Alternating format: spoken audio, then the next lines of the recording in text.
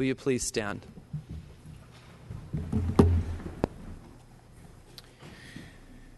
Good afternoon, ladies and gentlemen. My name is, as mentioned, Brian Weeb from the Bethany Church. We're in Northeast Fresno.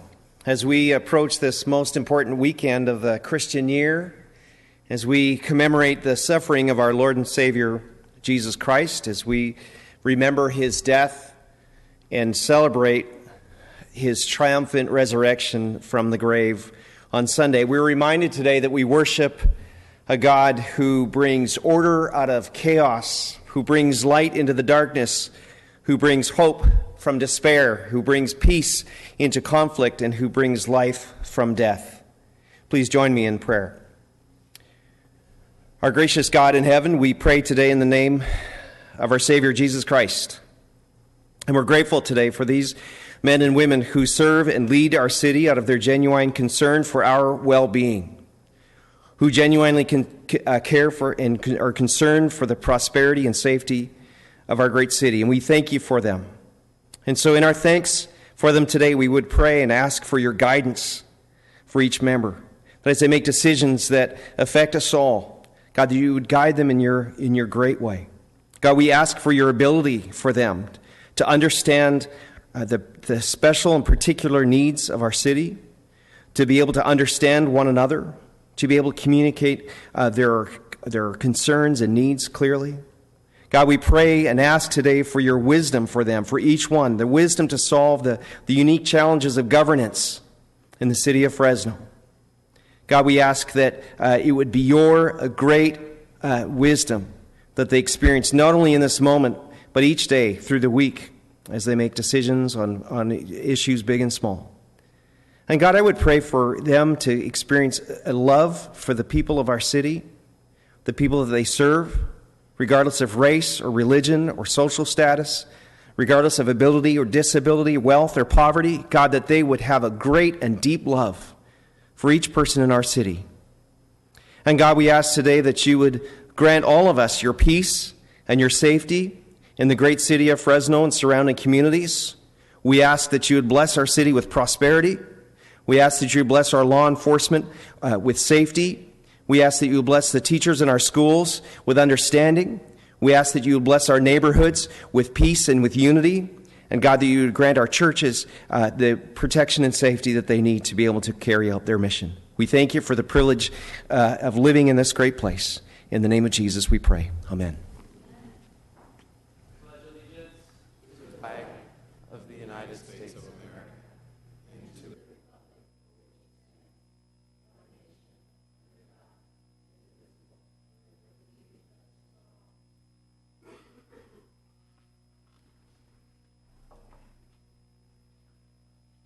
Thank you, Pastor Weeb. We'll now move to approving today's agenda. Madam Clerk, are there any changes to today's agenda? I only have one change, and that's under item 1E, file ID number 17-511. On the second part, number 2, it should read, approve a lease between the City of Fresno and Juliet Singh, not Global Strategic Medical Trust. That's the only change I have. Thank you. Do any members of council have any changes to make to today's agenda? Okay, the screen is clear. There is a motion by Member Soria. I will go ahead and second. The screen is clear. Is there any opposition? Seeing none, the agenda is approved 6-0 with Member Brandow absent. We move now to ceremonial presentations. Our first one is Proclamation of Friday Night Live Month by Councilmember Capriolio.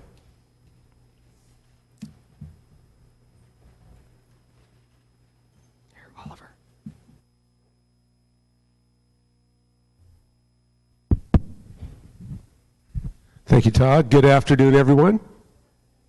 Good afternoon, everyone. This is a great time in Fresno. We've got rain, we've got prosperity, we've got great people here attending this meeting, so this is a wonderful day for Fresno. So we're going to start off with Yami and your group. Would you guys come on down, please?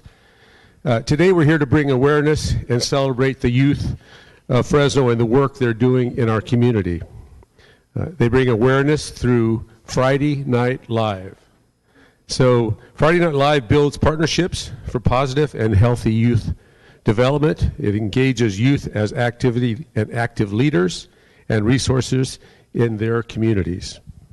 Through these partnerships, this program creates powerful opportunities that enhance and improve our city.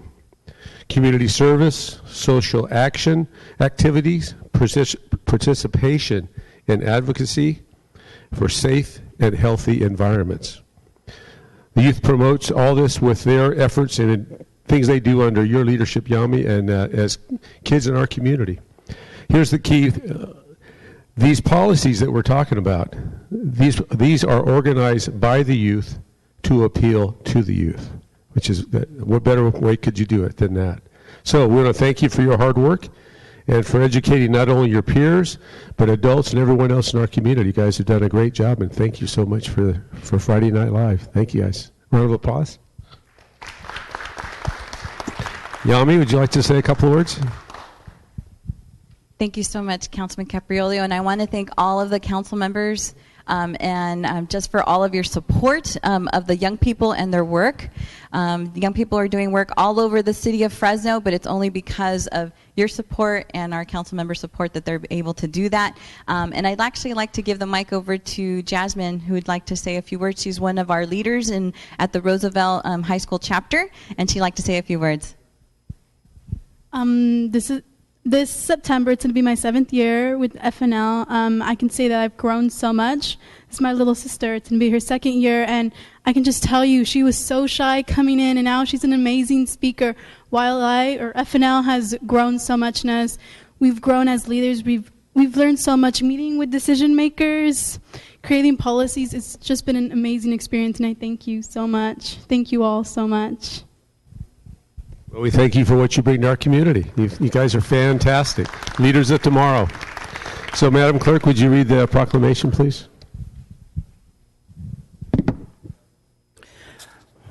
Whereas the California Friday Night Live program was developed in Sacramento in 1984 as a model program for the state of California and was designed to reduce alcohol use and other problems among young people by building partnerships for positive and healthy youth development, which engages youth as active leaders and resources in their community.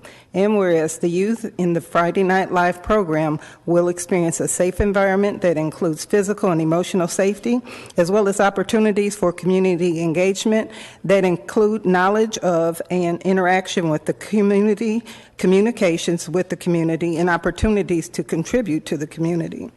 And whereas the youth will experience opportunities to engage in interesting and relevant skill developmental activities that will prepare them for the challenges they may face and to develop healthy personal attitudes and behaviors related to rejecting alcohol, tobacco, and other drugs, violence prevention, and academic completion by fostering learning. And whereas the youth are working to reduce underage drinking by not only providing information and educating their peers and adults, but addressing availability and access to alcohol in the city of Fresno and Fresno County. And whereas the month of April 2017 will be celebrated as Alcohol Awareness Month, and youth participants in the Fresno Night Live will lead media, policy, and social norms in order to reduce the underage drinking by mobilizing their community with the unified call to action. Now, therefore, be it resolved that we, Mayor Lee Brand, and the Fresno City Council's members do hereby commend the leadership, staff, volunteers, and youth who are committed to improving the quality of life for the present and future generations. Be it further resolved that we, Mayor Lee Brand, and the Fresno City Council do hereby proclaim the month of April 2017 to be Fresno Friday Night Live Month.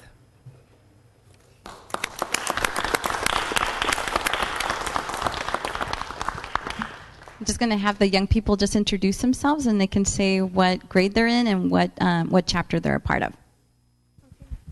My name is Lily. I'm a 9th grader, freshman at Sunnyside High School, part of the Sunnyside FNL group. I'm Jasmine Romero. I'm a senior at Roosevelt High School, and I am with the Southeast Neighborhood Transformation Team. I'm Bianca Beth Romero, and I'm a 10th grader, and I'm with the Roosevelt High School FNL, and I'm with Scent.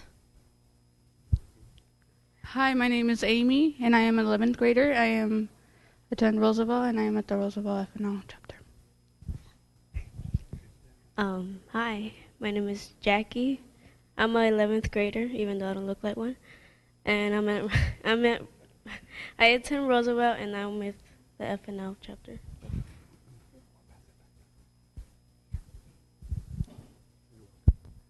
Thank you again. Thanks for all you do, and don't let off the gas. Keep it going. It's fantastic. And education is important for everyone. Okay, next we're going to honor someone very, very important to District 4. And just so you know, this is National Volunteers Week in the entire country. National Volunteers Week is this week. So there was a quote that I read. It says about volunteering. It says, those who can do more, volunteer.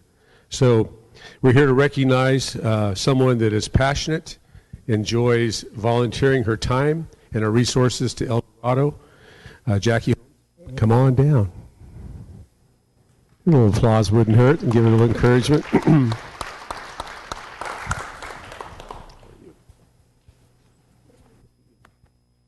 Okay, we're here to celebrate your unselfishness, your civic virtues through volunteerism, and we hope you will lead others to follow in your steps and make service an integral part of their lives. So Jackie has become my ears and eyes for the neighborhood. She keeps me posted on developments. And as council members, we get a lot of calls on help and needs and wants and things like that, which is fine. But rarely do we get someone like Jackie. She calls me and she says, it's been taken care of. But I just wanted you to know. So, and she does that often. So she's about problem solving and not problems. So I really appreciate that.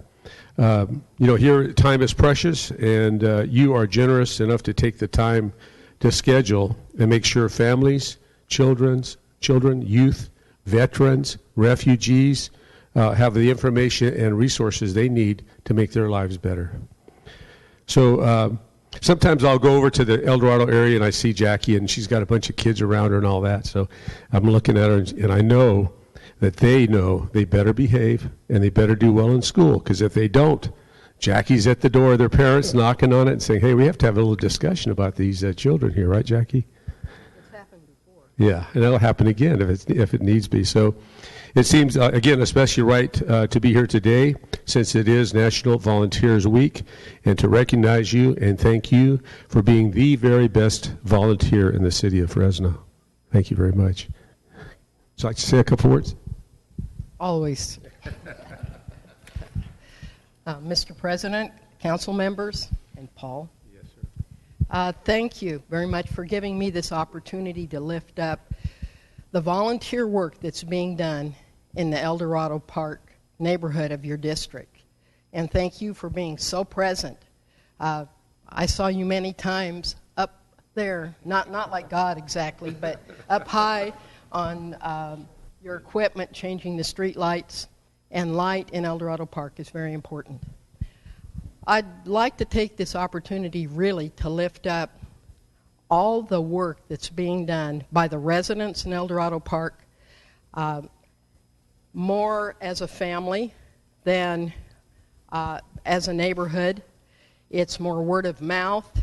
It's more meeting over the garbage dumpster in the alley about who did what that day, and whose baby came early, and do you have newborn diapers left over from your big baby, and just the general sense of we are connected. We tend to be a walking neighborhood of about 1,700 people.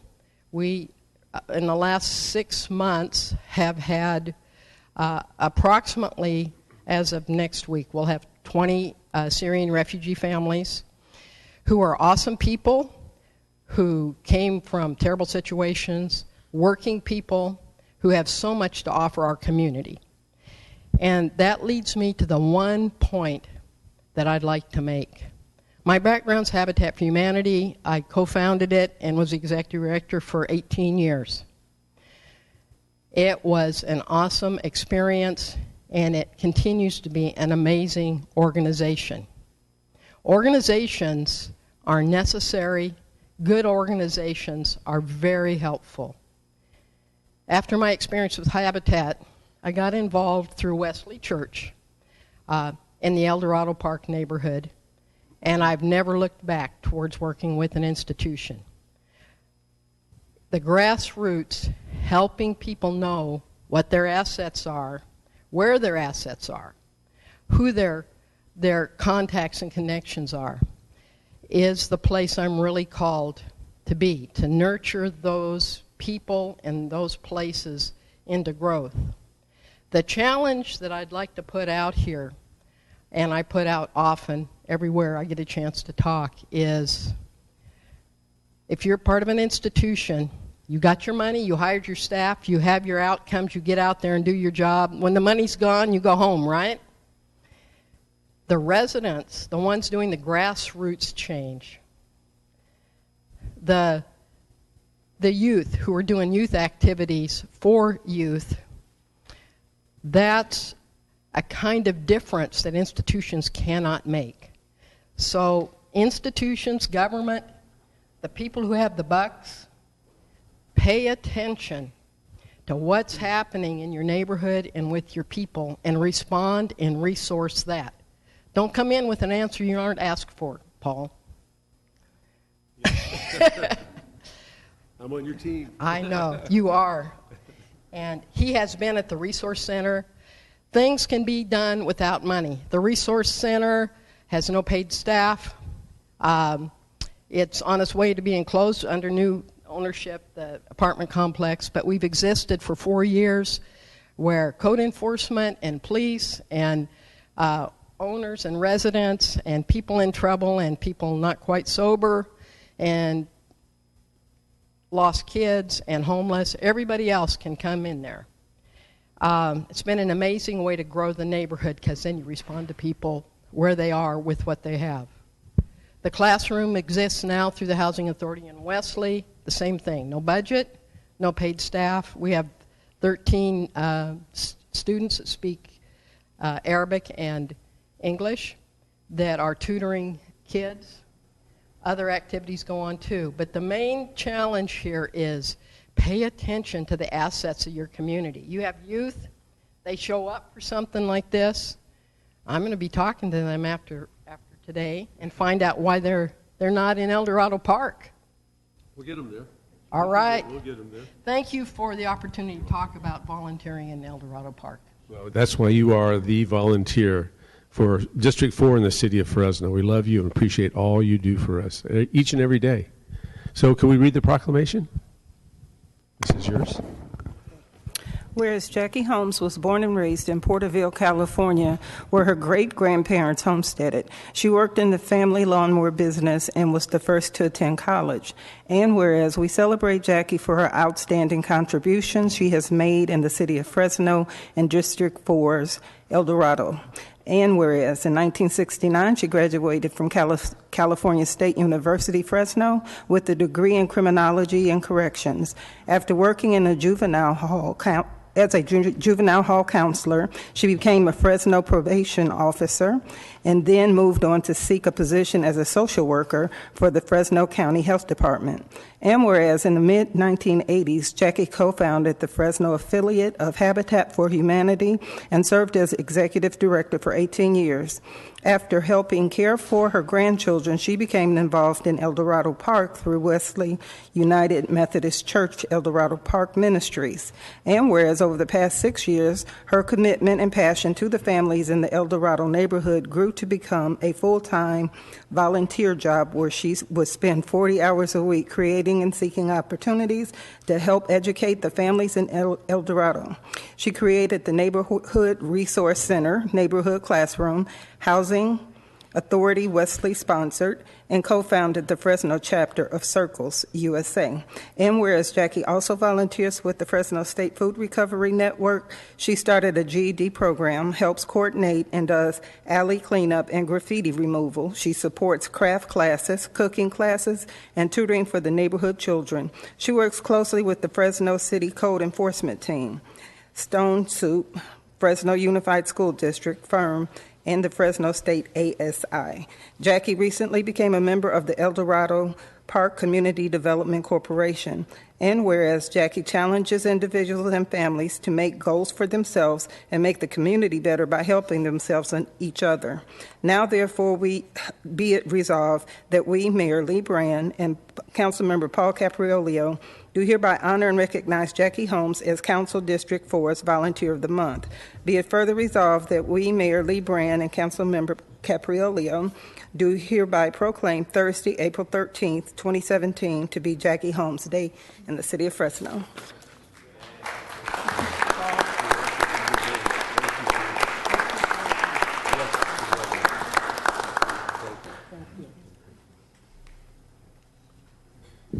Next, we'll have.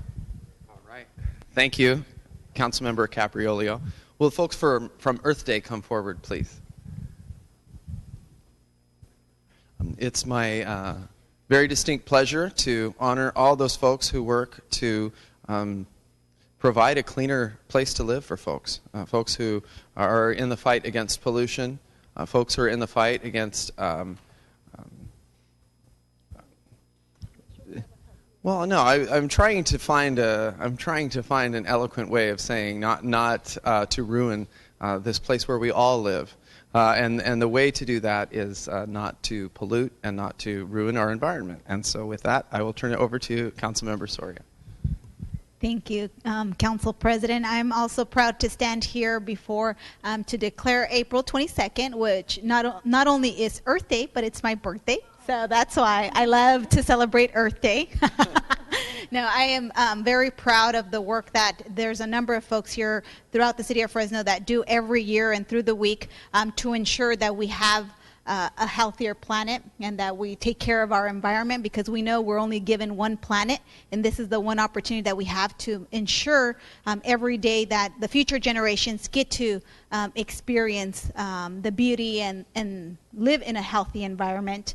We were charged to be good stewards of the environment, and I believe it is through education and outreach and doing different projects throughout the community to either plant trees, to just clean up our streets, and to make sure that the city of Fresno and communities throughout the entire world, because we do know that actually I was reading over 180 countries celebrate Earth Day as well.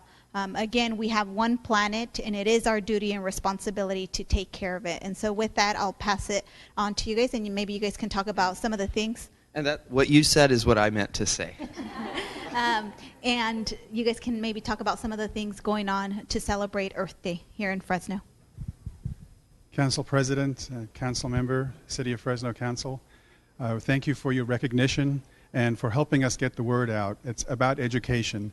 I know that when John Muir crossed the coastal range near what is now San Luis Reservoir, and he looked across the Great Central Valley and he saw the range of light, he knew he had seen something special.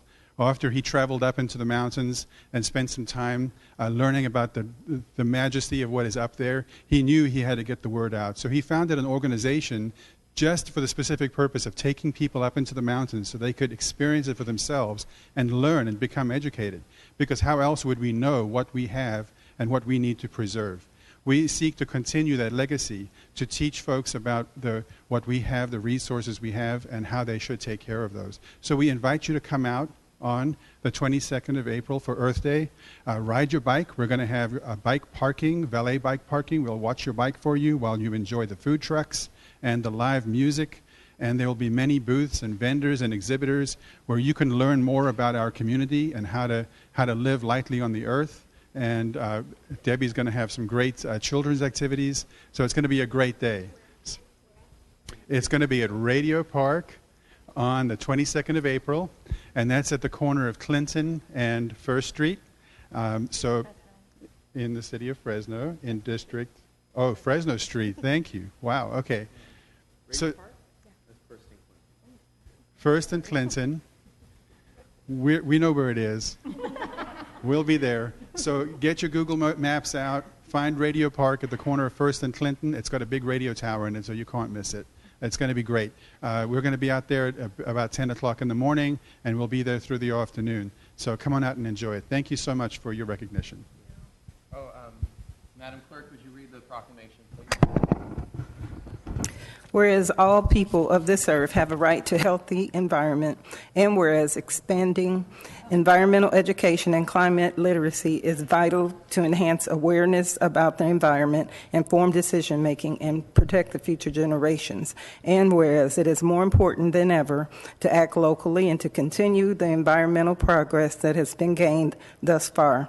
And whereas Earth Day is an annual reminder of the need for environmental activism, stewardship, commitments, and sustainability efforts.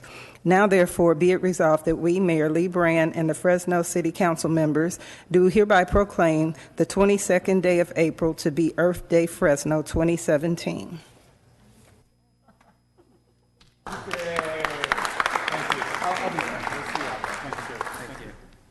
And now to honor PG&E City Manager. Are you here, or we have people from the Parks Department? Okay, here comes the City Manager. He's got short timers. I'll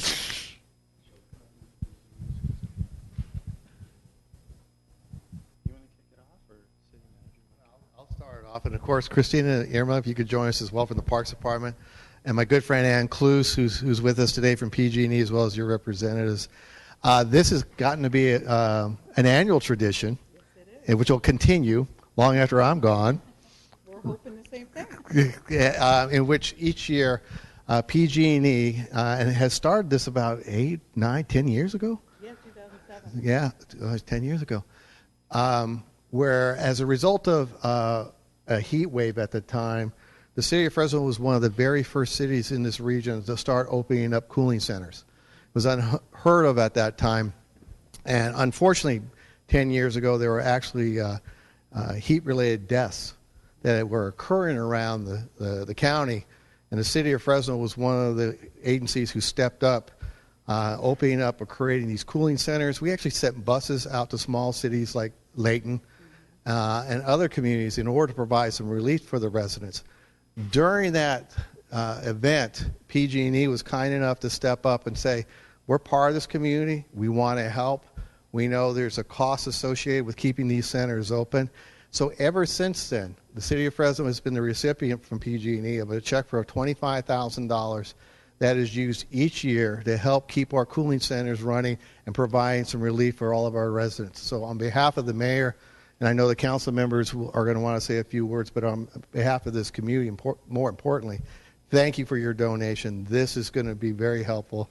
And when those residents are enjoying some relief later on this summer, as even the New York Times noted, great place to live. You can deal with 105 in the shade.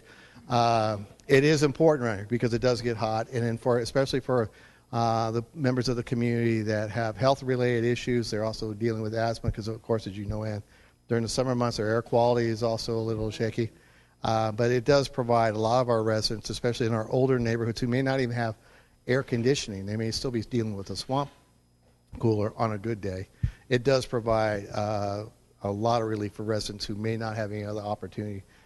So on behalf, again, of the city of Fresno, the mayor, the council, appreciate and thank you for your donation. So, Ann? Well, thank you. And as a matter of fact, this check today represents a total now that we have contributed to the city of Fresno of $221,000 specifically for the cooling center grant. So talk about putting your money where your mouth is, right? So this brings it up to $221,000. And I can't tell you how much the partnership that PG&E has here locally with the city of Fresno, the administration, with all the city council members, your constituents, which of course are our customers, it means a great deal to us. And then extended beyond the cooling center, we have had a wonderful relationship and partnership with the City Parks Department as well. In fact, we have already prepaid to sponsor the Winter Science program this year already, and then we're also going to be doing Movies in the Park again. And so we look forward to participating in those. And in fact, I think the total now from PG&E to the Parks Department for programs is at about $134,000 as well. So those are just, things that we love to do because we are here in the community. And I'm joined today by Erica Cabrera, who's my colleague, as well as Babita Nagra, and they also are here in Fresno serving the city. And Bruce, just one time before you leave, I would love to see you try and deposit this check in the ATM. Every year I ask, come on, just give it one try. So we would like to give you another one of these big checks, which you can try and put in the ATM, but the real check's already been mailed. Irma's got it, so we're in good shape. We're good. Yeah, the real check is already in the mail. So thank you again. We really, like I said, the partnership that we have means so much to us. So thank you. Great. Thank you. Council?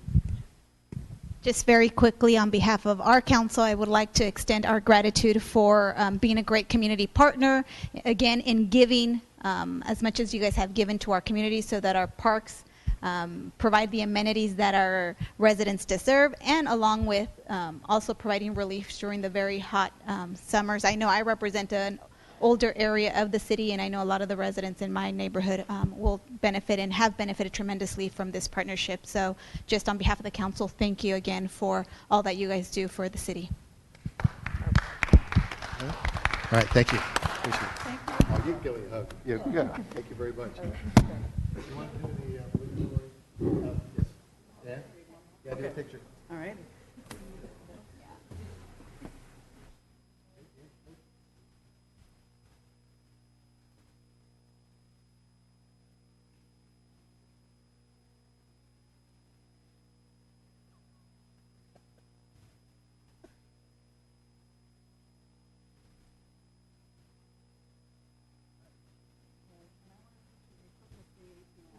Come on. Accept the challenge. Yeah. Don't push it. I know, it's all over the place.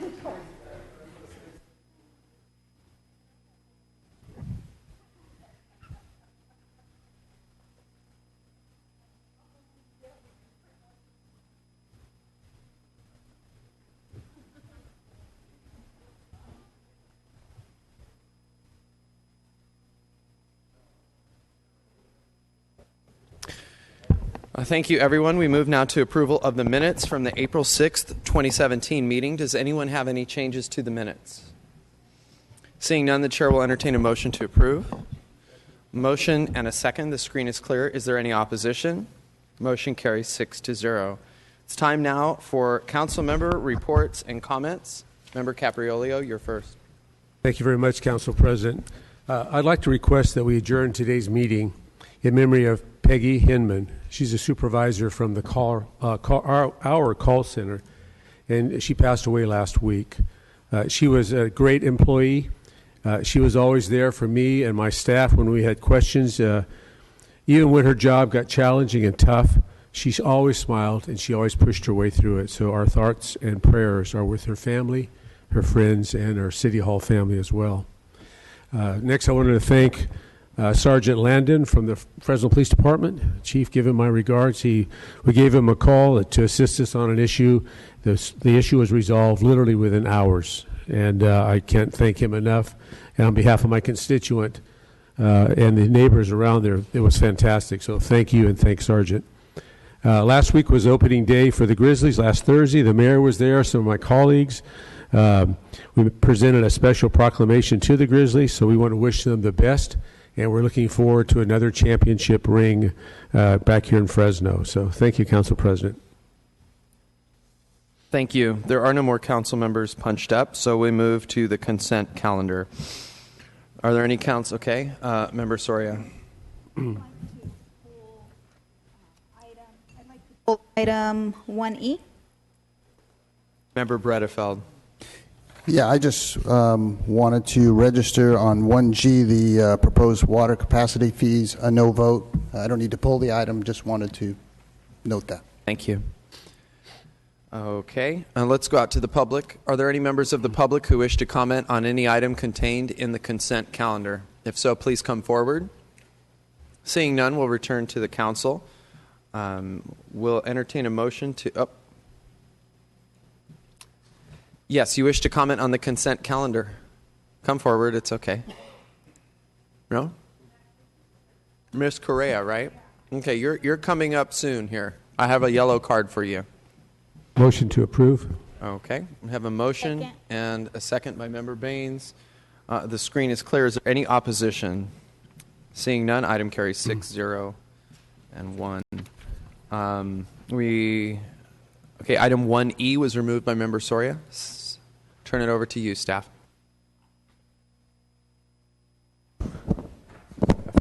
Yeah, I don't think we need, unless anyone else from my colleagues want a staff presentation. I just wanted to make some comments in support and just a little bit of background and maybe just some questions to put answers on the record.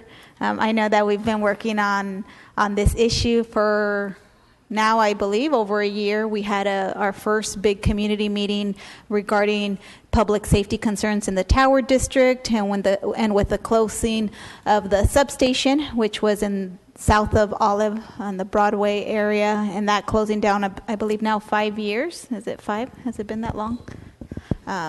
I know that there is a really urgency from the neighborhoods and the communities in that Tower District to have some additional presence. And so I just want to thank not only our chief of police, but also our city manager. I know that you guys have been working diligently to find a space to provide this additional presence. Just a couple questions so the public knows.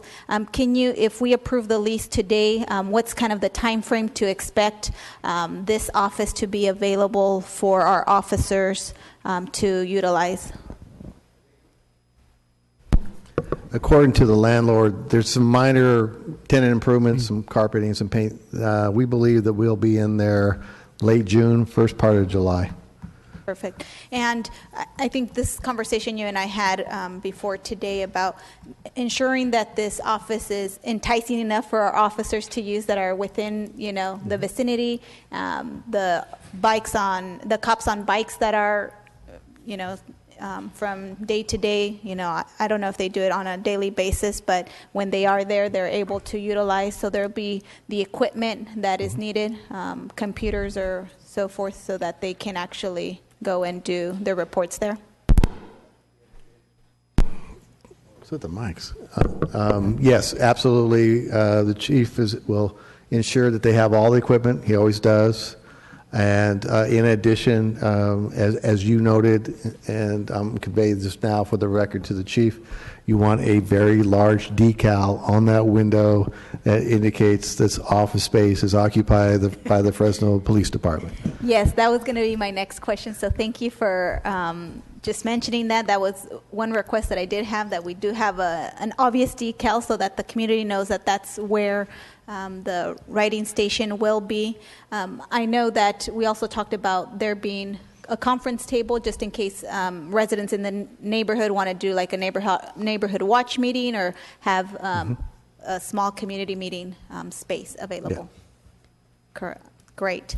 And then just lastly, again, just want to thank you guys for working with us. I know that it's been a while, so I'm grateful. I know that the community is appreciative. There was a lot of positive comments from the reporting that has been made by the number of news stations and also the local newspaper. So again, thank you for your work on this, and I look forward to getting this office open later next month. Thank you. And I'll make a motion to approve. I'll second that motion. My comments are along the same line. Thank you, Chief, and your staff and everybody for working so diligently to get the space in my district at 6th and Shaw, close to Fresno State, close to El Dorado Park. It's really critical for the police presence there. It's greatly appreciated. And, of course, Bruce, you're always the champion, and really, really appreciate that. And we don't have a window, so I think we can get some huge sign. Can't hear you. Did they give you? We're going to have to get this microphone thing dialed in. I thought I'd only cut off your mics, but apparently it's cut off mine. We will make sure that there is appropriate signage at 6th and Shaw as well that makes the residents aware that Fresno PD is located in that office complex as well. And then the enticement feature would be great. And then with mine. I don't know if we can get a watch meeting there, but maybe we can expand to an adjoining office with the passage. I think we can work something out with a tenant if we want to host a neighborhood meeting that we could occupy a space for a particular evening. I think we can work that out with the landlord.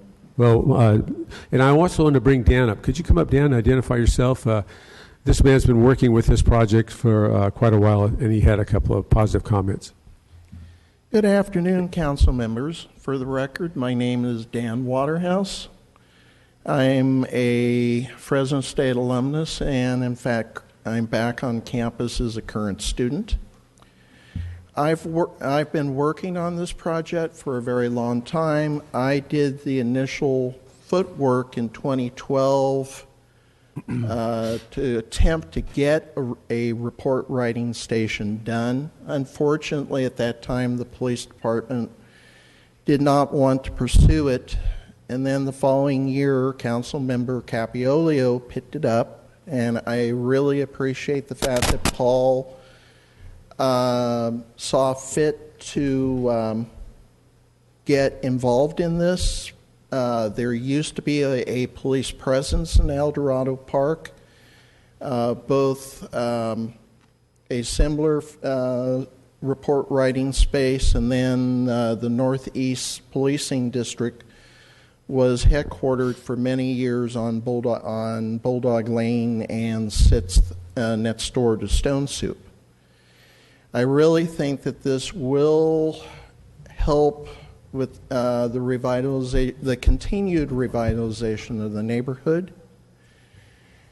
I know that Fresno State students would appreciate your support of this also. Thank you. Thank you, Dan. It takes a team. You're part of that team, and the university is always there for the residents, not only the students at Fresno State, but the residents as well, and all our needs there. So great big thank you to all of you, each and every one of you, and I'm happy to second the motion. Member Bredefeld. Yeah, Chief, just a quick question for you, if I could. On the one on Shaw Avenue, it says 391 square feet versus the other one, which is almost 1,400. Do you have enough space? Do you need larger space for there? We looked at what the intended purpose was going to be for that facility versus the one on Olive Avenue. The one on Olive Avenue is going to be a more multi-purpose in the fact that there may be some community meetings within there. We plan on storing bicycles at both of the locations for some bike patrols. And really the location that we have on Shaw is perfect because it is north of Shaw, and it's within the complex, so it's just south of where we used to be at Stone Soup. And the designated parking is going to be on the east side, which is visible from 6th Street. So it really is a good location for us, I believe. And in terms of the Tower District, obviously that one is a good location as well. And we anticipate having a conference table, laptop computers and monitors and wireless cards in there, and all the things that are going to be attractive to the officers. So both of them are going to be highly utilized. We're going to make sure of that. We're going to emphasize that through our district commanders to the officers so that they take full advantage of both of those. We want nothing more than to increase our visibility at both those locations. Yeah, that's a tremendous thing. And I would just tell you, if you need more space at Shaw, I would encourage you not to hesitate to come back before the council, because I think the presence out there in Councilman Capriola's district is very, very important. I remember it well. And congratulations on this. Getting Thank this you. done. I want to thank the city manager and Wilma also. They're the ones that made both of these happen, quite frankly. So thank you. And Jason Musser and Lieutenant Rob Beckwith, who's with me. Thank you. Hey, Chief, quick question. I think it's a great idea, great model. Question's pretty simple. I think with the city moving into a community-based policing model, do you foresee these satellite stations being more common throughout the city, or what are your thoughts on something like that? Well, there was a time when we were heavily engaged in community policing and bicycle patrols on Kings Canyon and Southeast, that we had a number of these satellite facilities. We had 809 East Olive, we had one at Kings Canyon and Maple, we had another one further to the east. I believe it was at Kings Canyon and Winery or Willow.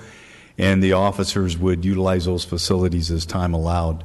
And so I think that in the future you're going to see a more expansion of these. The difference between now and today is that these facilities, these business owners, they used to give them to us for free. There would be no lease, no lease payments. It was all free just to have the presence of police there. And so some locations are more motivated than others to have a police presence. So my first option is always we will come if it is free. There's a reason why I asked that. Free is good, and we'll talk later on that. Okay, good. I like hearing it. And it's good with the city manager, too. I like free. Go ahead. Chief, I mean, you raise a very good point. I'm just curious, why has that changed? Because people are clamoring to have police and the police presence, and we know it deters crime. Why is it that you're having to, enter into lease agreements as opposed to people welcoming and saying, listen, take this space. We're happy to have you here. Well, I'll give you an example in the Tower District. That is prime real estate. The reason it's taken us so long to get in the Tower District is because all the buildings are occupied. All the commercial buildings were pretty much occupied with the exception of just north of there on Wishawn. And I'll let you handle that. Fixed it. Okay. Okay. So I don't know, Councilmember Butterfield, why that is, but I think some people are more motivated than others. Maybe the commercial real estate market right now is so hot that people can't afford to do that with space. But I got to believe there's still some free space out there. Oh, yeah. I would think so. Thank you. Thank you. Okay, the screen is clear, and we have a motion. I will go ahead and second. Is there any opposition? Item carries 6-0 with member Brandow absent. Okay, he's... Okay, all right, well, he seconded it, and it passed unanimously, and we move on. All right, time to do the scheduled council hearings and matters. Unscheduled? Huh?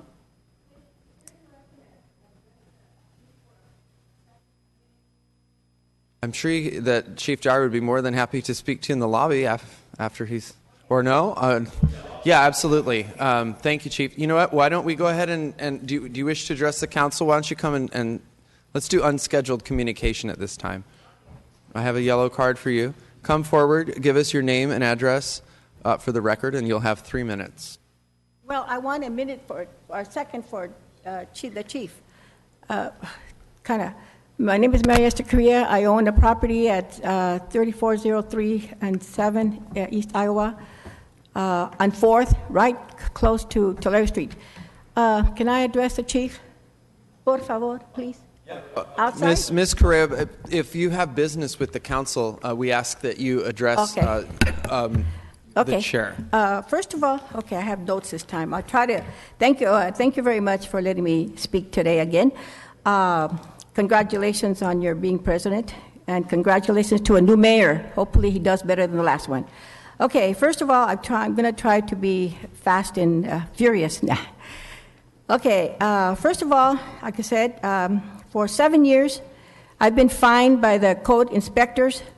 For 7 years, I've been paying. I owe $100, and I'm almost through paying. But I didn't know the law that I had a right to repeal again and again because it's not my fault. We have a lot of homeless, scammers. People rent my place and they trash it, and they know what to do. They trash it, they don't want to pay the rent, and then they call CE, code enforcement, and I get fined. I've been paying for 7 years. Okay, so I was done, and then, I was here for almost 6 months. I live here in my house. I rent one, but now I have to rent both of them because you passed a law that we cannot have empty units, okay? But now you have a problem. I have a problem worse than you because you all took all the 30,000 homeless out from under the bridge, and guess where are they going? Again, to our houses and trashing and destroying and homeless. Okay, well, the other day, Sunday as a matter of fact, I heard a commotion. They're fining me for trash in the alley, and homeless people are living there, and nobody does anything about it. I call the police. How many times I called the police, except for a couple of times I didn't have the event. They don't do anything. And I know by experience being a high school teacher, I taught football players, and if you let them get away with something, they're going to escalate. Let them go again. And I'm a humanitarian. I give people chances, and that's why the Lord blesses me. You give them chances, and they're going to go more and more and more. Now they threaten to kill me and my neighbors, a young couple. And I didn't even know that that's what they were doing until my neighbors, the homeowners behind my alley, they came and they said they were arguing with about 6 or 7 homeless that were camping out there. And they were arguing. But then by the time I heard the noise, I went over there, and I have a hard time. I have a 7,500 square feet lot. It's a long way for me to walk from my place to the alley. They threatened this young couple, they were going to kill him. And I said, they're threatening to you too, Miss Correa. They're threatening to kill you. I said, I didn't hear the word killing. I didn't know what they were talking about. They said, okay, I have the court in sport, and you all have my documents as much as I could give to you. I was in an automobile accident. Mr. Gomez was a court inspector. He was working with my handyman. Mrs. Correa, I'm sorry, you're out of time. My 3 minutes are up? Yes, ma'am. Okay, well, I'm being fined $9,000 when I left to now, from August to now. That's wrong. I've done what I could. I sent an appeal. Soria, I think I pronounced it wrong. Her assistant sent me an appeal form. I kept asking the code enforcement, send me one. I give you kudos for your assistant, and she's not even in my district. I'm sorry, Member Caprioli. What did you say? Her time was up. I did. Okay, well, you know, I don't. 3 minutes is not enough, and this is my neighbors are getting together, and we're gonna. They asked me to give a document. I'm going to do it. If I have to call the senator, the representative, and the president, I'm going to have to do that because this is wrong. Fining me $9,000, and you guys approved that. I want to talk to you. Is there anyone else who wishes to address the City Council for unscheduled communication?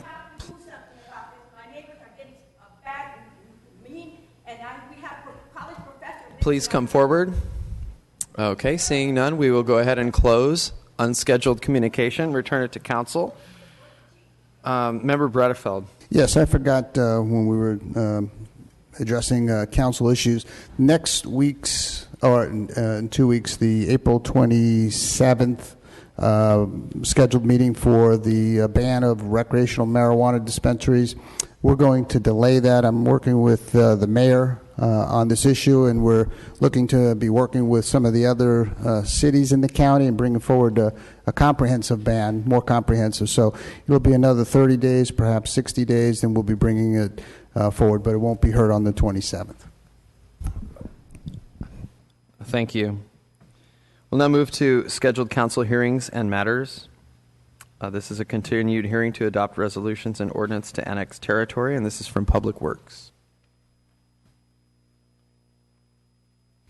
Good afternoon. I'm Andrew Bonelli with the Public Works Department. Here today with a public hearing, a request by a property owner to be annexed into Community Facilities District Number 9.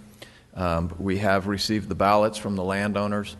We request that you hold a public hearing and recommend approval of annexing the property.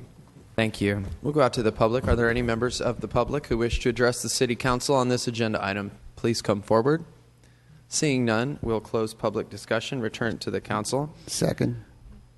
Is there a motion? Okay, we have a motion and a second, and the screen is clear. Is there any opposition? Okay, there is no opposition. The item carries 6-0. 6-0 with Member Brandow absent. We move to the 205 item, which is a workshop from Department of Public Utilities on our water conservation program. Staff?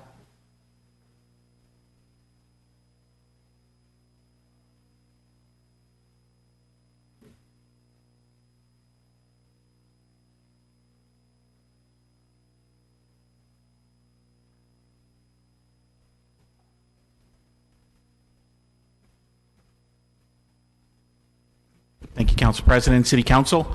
Here to give you an update, a workshop on our water conservation update and our recommendations for a path forward on next steps.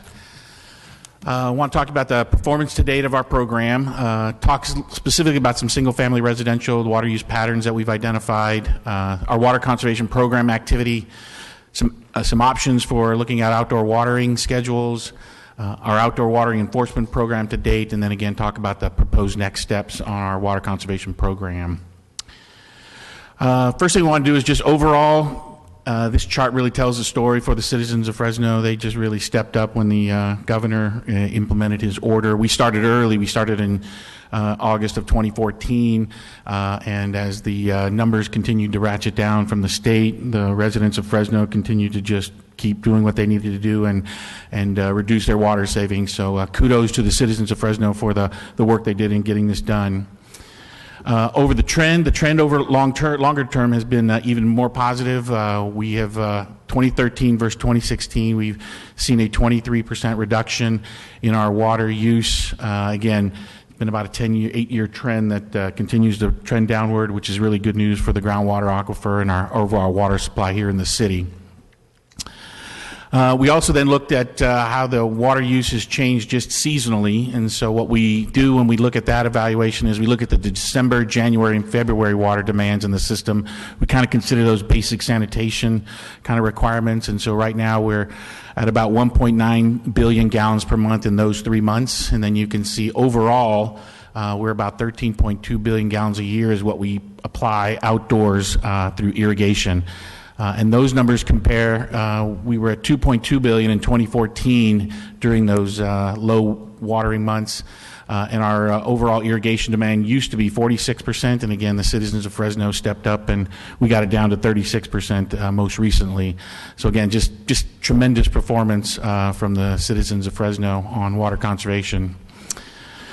Wanted to look specifically more at the single-family residential water use patterns. We've been engaged with the University of Chicago. They were really interested in our hourly water meter data. We sent them about 1 trillion bytes of data, and they've been kind of working through it and looking at some water use patterns that we've got. So the first thing what we wanted to look at is just divide all the accounts into quartiles, just 25%, 25%, 25%. So you can see that within the city of Fresno, in 2015, calendar year 2015, we had about 28,000 counts that were averaging about 800 gallons per day of water use. And then we had the second quartile was 432 gallons. The third was 299, and then our fourth was 160. The overall average, take all the accounts in the system, and it's 406 gallons per day per account, and this is with the single-family residential account. So we've got quite a distribution and spread in how people use the water, and we'll talk a little bit about what we believe drives that. And this is that slide here. What appears to be driving our water use at the single-family residential sector is the size of the lot. Bigger the lot, it's intuitive. You would think intuitively, bigger the lot, more water you would have on irrigating that lot. And so we had the University of Chicago go ahead and pull all the data for all the parcels in the city. It's about 130,000 parcels, and they could identify two things from that data: one, how big the lot is, how big the square foot of the house is, and when it was constructed. So those are the three data sets that we looked at. So when you just look at water use on lot size, smaller the lot, smaller the water use, larger the lot, the larger the water use. This curve here is showing based on year of construction. And so you can see based on year of construction, there's not quite a distinct pattern. So we pulled out a couple of years. 1979, all the homes built in 1979, the average water use for those homes is 622 gallons per day. Then looked at 1991, all the homes built in 1991 currently have a water use average of 484 gallons per day. So then what we did was we superimposed how big the houses were that were built in those years with the water use. If it was based on just if it was older homes are less efficient than newer homes, we would expect to see a curve like this, where older homes use more water, and then we go down. But that's not the curve we saw. What we show, though, here is that the dashed line tells you that in that 1980 time frame, lots were being built here in Fresno with a little bit bigger footprint, and then the lots got smaller, and then they started getting, and that's what follows the water use pattern. Is really it's how big the lots are drives how much water we use. And so why is that important? As we look at the new maps that are coming into the city for approval, we're seeing a lot of 3,000, 4,000, 5,000 square foot lots as opposed to the 10, 11, 12,000 square foot lots. So we should see this pattern continue. As the lots get smaller, the water use per lot will probably see a decline as well. So let's talk a little bit about our water conservation program activity and the things we're doing in that group. So core things that we work on are on-site education and outreach, again, helping residents with their clock adjustments, landscape consultations, water leak surveys. We're always out trying to help people understand their water use. We do our media education and public outreach, television, print, radio, school visits, community events. Again, what's our schedule for watering? What are the water waste prohibitions? We've got our commercials out there. And again, the way the community responded for all of these things shows that we're really getting, people are getting the message and they're reducing their water. We do have an enforcement component as well, and so we're using the hourly water meter data to identify those people that we suspect of watering when they're not supposed to, either on the wrong day or the wrong hours. And then we have a process where we mail notifications and assess a $45 fine for non-compliant accounts. So we have this enforcement function that we're working through. And then we have the administration of the water conservation rebates, toilets, clothes washing machines, turf conversions. So that's a program that's continuing to go. So this is a little bit about the rebates. These are the rebate schedule that we have. It's posted on our website. We talk about it.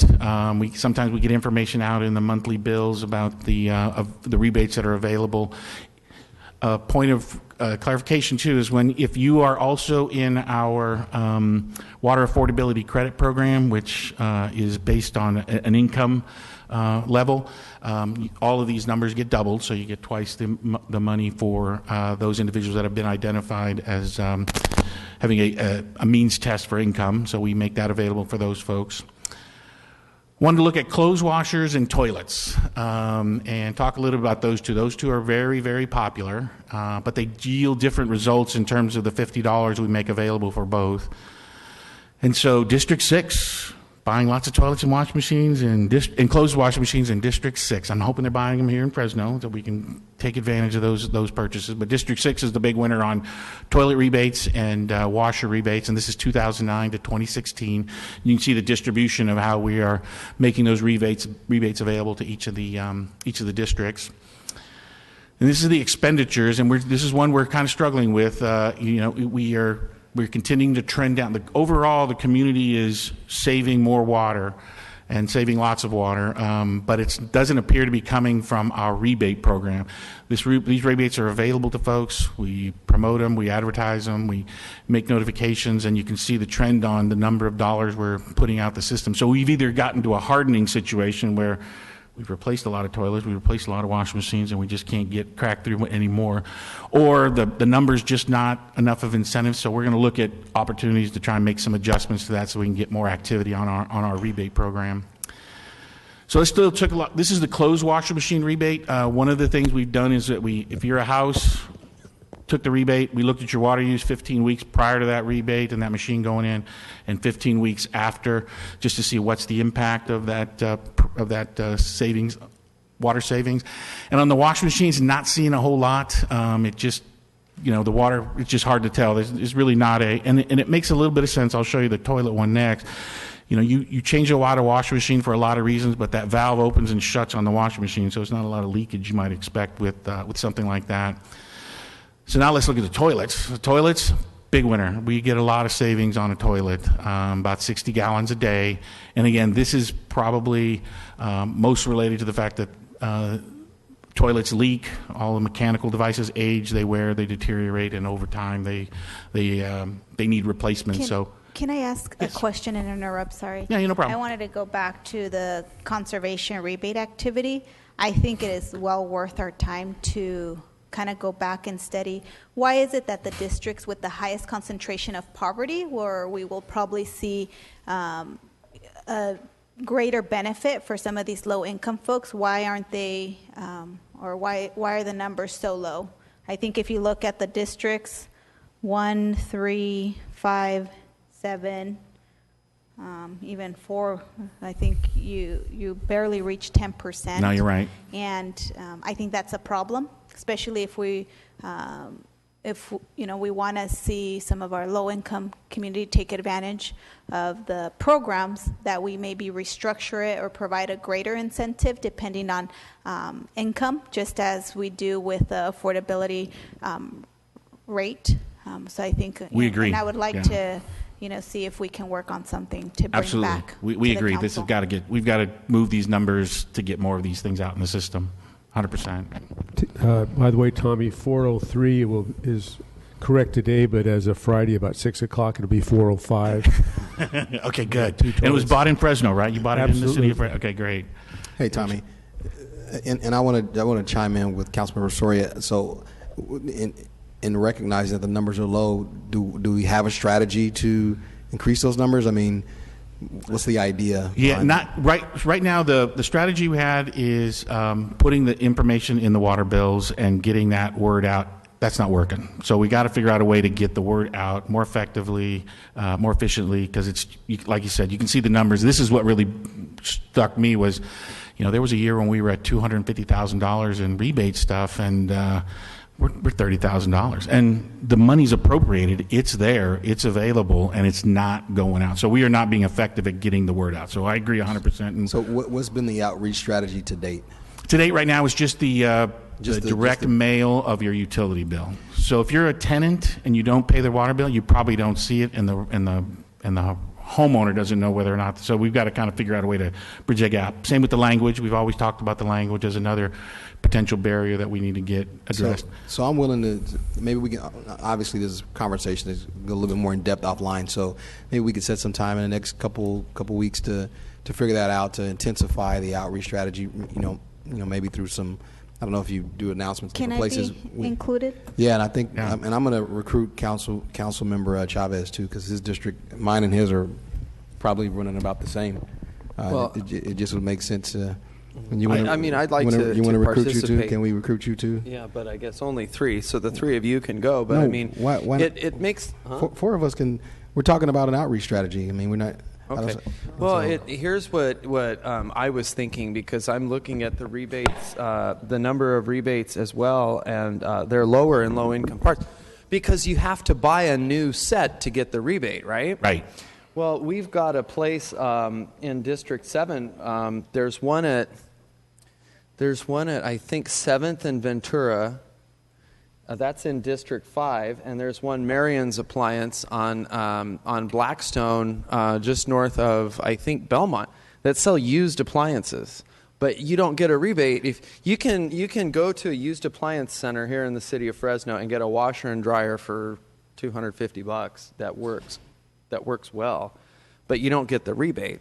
To get the rebate, you have to go into a department store and purchase a brand new set. So to me, that's clearly why folks in the neighborhoods that I represent are not getting as many rebates as folks that live in areas where they're not battling high concentrated poverty. But that's what it is folks that can afford it.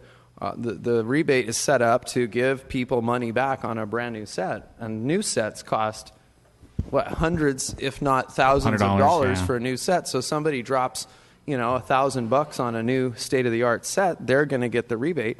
But the folks in these neighborhoods either repair their old set. That's why I think it's worth looking at like a sliding scale, like just a flat rebate. It seems like it's not working to incentivize folks. So figuring out... You're saying a larger rebate... Well, yeah, because... For a poorer person, and then a richer person gets a smaller rebate? Well, the standard rebate that has been working... How do you determine what... I think the reason that the director has raised this is that he's indicating that we all acknowledge, the administration acknowledges this needs addressing, that we need to come back and revisit this program. Yeah. As he also pointed out, we'll let him finish his presentation, the biggest bang for the buck isn't the new washer. It's something as simple as replacing the valves or the valving in a toilet, which is $20 on a bad day. But unless you don't know how to install it, then it could be a little bit pricier. But he'll get into the other strategy that we're going to be shifting is we're not going to be sending people out looking for water violators, because we already know who they are. So the folks who used to be going out and issuing citations are actually going to be reaching out to homeowners and say, your water bill seems, or your water consumption seems inordinately high. Let us come in and check it and see what you need. You may be subject to a rebate. We may want to do rebates on, things like the valving in a toilet. But he's acknowledging that. But more importantly, rather than writing citations, we are going to have like a help. Or if people come out and help a homeowner identify, like PG&E does, where your consumption, where you can cut back. I think that is part of the bigger conversation. We'll certainly meet with you, but again, he's pointing this out just because we recognize that the program as it isn't hitting the mark that we want it to hit. Yeah. Overall, we did great on the outdoor stuff, but this area right here, the indoor, which is the next thing the governor's going after, is indoor use. We got to do more attention on this, and the numbers right now are just showing us that we're not penetrating the indoor consumption like we should. Outdoor, we've done a really great job. The indoor is where the next hit needs to be, and so we're going to pursue that aggressively. So talk a little bit about our outdoor watering schedule options. Where's Mr. Sheehan? Is he writing? Yes, he's writing. So one of the things we wanted to look at was normal rainfall during these drought years. We went back to 2010, 2011, and that was the last big water year we had. And what you can see there is that, these droughts, when they come, they kind of sneak up on you. Big water year in 2010, 2011, and then 8 inches, and then it just continued to drop and came back slowly. And that's how those things will occur. So we've got to be prepared for those types of events. Normal here is 11.5, and you can see the drought we hit and the reductions we saw. During that period of time, the other thing we track is the groundwater decline. And so during this same period, we lost a net from 2012 to 2016, about 4.5 feet on the groundwater table, which is the historic average in Fresno for the last 100 years is about a foot. So this 1 foot, 0.9 feet, is something that we lose every year. So it's, why do we do what we do? Both the discussion we just had on saving water on the indoor, saving water on the irrigation, is we got to try and get this groundwater table to come back up. We want to see positive numbers every year, and there's a way we can do that, and we're well on our way to getting there. But this is the curve that we'll be spending a lot of time paying attention to as we get into the Sustainable Groundwater Management Act. We don't want to see any more negatives. We want to see all positives. So let's talk a little bit about the water demands and how they might play out. We just kind of started from scratch and said, what might we look at? So here's the average high temperatures each month during the course of the year. And so what we're thinking is that 3 days a week in the summer, this June, July, August makes sense. That's when it's hot, it's just dry, and that would be the time when we'd want to put a lot of water make water available for the outdoor irrigation. And then based on temperature, anything under 70 degrees, we're looking at, that's that November through March, a day. That's what we're kind of working on now, what we're doing. And the question really becomes on these shoulder months, this April, May, September, October. What do we want to do there? So that's what we'll talk to you a little bit about, some ideas we've got there. But 3 and 1, we figure we know where those need to be based on temperature. So let's talk about rainfall. Rainfall is the other thing that plays into how we want to look at the days. Again, 3 days in June, July, August makes sense. It's just there's no water. It's hot and it's no water in the system. 1 day each in November, December through March. Again, makes sense because we've got water in the system and we can keep the vegetation viable. So again, what do we do April, May, September, October? These spring and fall months. So the options that we believe we've got is, as a decision, is to return to our previous schedule, which we call the current stage 1. So we just offer 1 day and 3 days, basically 6 months of each, 1 day November through April and 3 days May through October. The other option is to stick with what we've got. We're in our stage 2. It's 1 day per week, December through April, and 2 days May through November. That's the current conditions we are in right now. And we believe it's with the weather as it has been, with the reductions we've seen from the residents, that we're in a position to move off of that, and we'd like to move off of that. And so what we're looking at is possibly this option 3, where we match the rainfall and the temperature conditions with a new stage. Offer 1 day December, January, February, March, 2 days spring and fall, and then 3 days June, July, August. Very complicated, but the technology on these irrigation clocks have kind of advanced to where you can pre-program and set these things. So what it would look like would be 3 days June, July, August, and then in the spring and fall, which would be April, May, September, October, we would go to 2 days and then 1 day the rest of the year. That would be our recommendation to council, and what we'd like to propose to the community. So on the outdoor watering enforcement, if we're going to give more days on watering, we'd also like to have a discussion with the community and the council about, well, how do we maybe revisit our enforcement of these things? I get emails, we get DPU Utilities, it gets a lot of email traffic on this person, this block is everyday watering. Can you guys do something about it? And so the way we are currently set up with our existing water use violations is if you're observed to be a violation of the outdoor watering, it's a $45 fine, but we don't charge you. We'll hold it in abeyance unless the resident has a fourth incident within 24 months. So we got some accounting to do and holding on to stuff. A second incident is also $45, but we can hold that in abeyance if you go to a traffic school kind of thing. You go to a water conservation course, we won't charge you the $45, and then you don't have a third incident. The third incident is $45, plus you pay the $45 for the second one. And then the fourth one is $45, plus you pay $45 for the first. So it really does get to be a challenge for accounting on where everybody is on their scheduling. We do currently, and we will continue to allow outdoor watering exemptions for properties with large landscape areas, 3 acres and larger. Really applies to schools and parks. And it's not to give them more water, it's just those irrigation systems are so big that no swatch of land on that property gets more than the 2 days. It's just it takes them so much time to irrigate this quarter, irrigate this quarter, irrigate this quarter, irrigate. So we just allow them more days to get the water on the same property. But again, nobody gets more than the amount of water that they've that's allowed within the code. So here's kind of our water enforcement activity. Again, a lot of our notices and fines and things that we come out to are based on field observations from citizen emails, the web-based notifications, phone calls. Fresco is blowing up. When we get this summer, we'll get a lot of Fresco calls about this. You can see our fines, the actual $45 assessments have been under right around 10,000 or less over there, but the notices of people doing the violations has really gone up. So we'd like to violation and notices and our fines continue to increase. We did a random sampling of 11 days in January of 2017, which is one of the wettest Januaries in the history of Fresno. And we had 124 accounts that we kind of identified. They watered every day or every other day during that wet rainfall period. And so those are the folks, when we talk about maybe making adjustments to the fines, it's not a global thing to the general population. There's a select few people that just need a little more encouragement, a little more nudging to, count 2 or 3 the days they get the water and then knowing the hours. So we'd like to consider adjusting that for improved compliance. Do we have an idea of where those are located? We have the exact addresses of where those people are, and they're really scattered all throughout the city. One of the things we thought, and we had somebody do a spatial analysis of it, was that if a person, would you see a cluster where people were just kind of like, me too, I'm throwing a lot of water on my lawn, and then maybe there's a whole block of people that were throwing the water on just to kind of keep up with everybody else. But that's not the case. They're scattered throughout the city. There's not a pattern. It's just people randomly throughout the city, all the districts, all the zip codes, just find it necessary to put a lot of water on their lawns.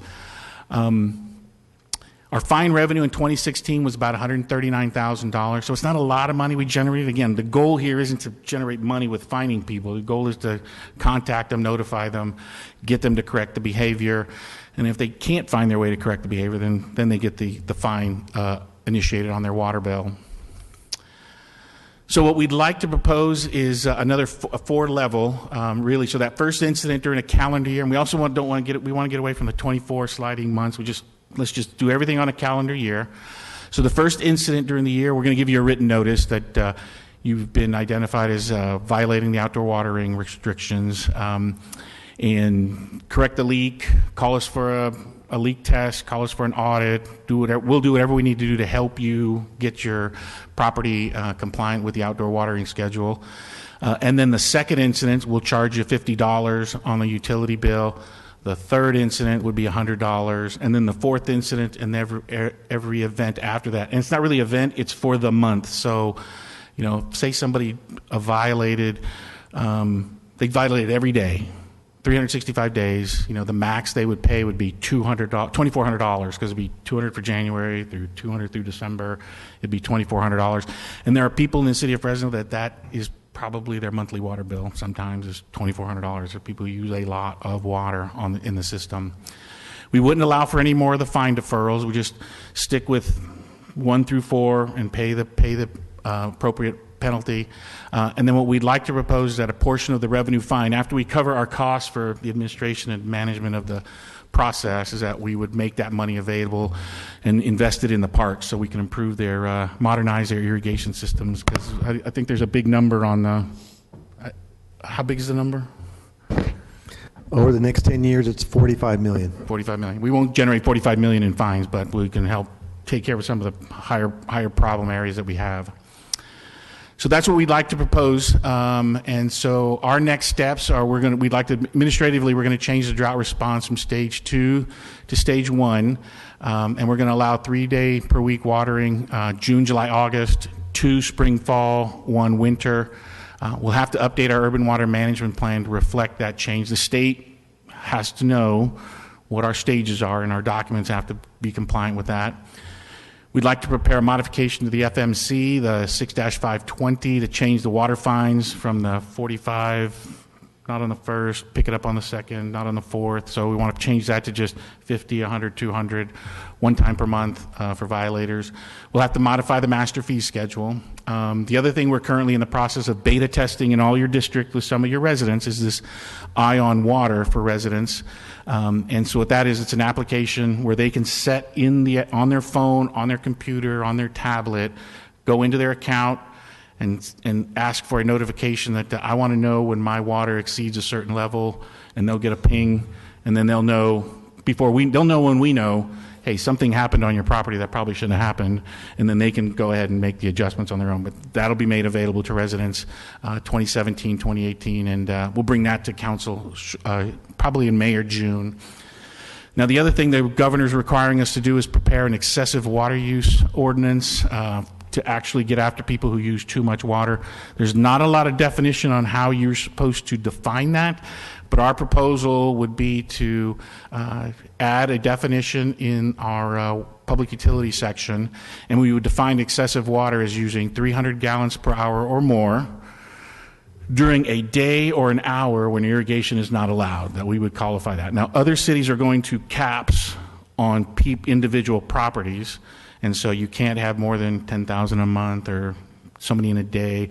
Our thought is let's just match this up with our irrigation schedule so that people can just know don't be watering on the wrong days, don't be watering on the wrong hours. That's how we'll define excessive use. And as you can see, it's hard for us to pick a single-family residential is stuck with 2,000 gallons a month to picking up, because as you saw earlier, it's based on how big your property is. Bigger the property you have, you'll use more water. Smaller your property, so it's hard to just set a one-size-fits-all on the residential. Hey, Tommy, I have a question on the 3-day per week outdoor watering, June, July, and August. That's what you're going to propose, and the watering outside of those 3 months would be what, 2 days? 2 days in the spring, fall, and 1 day in the winter.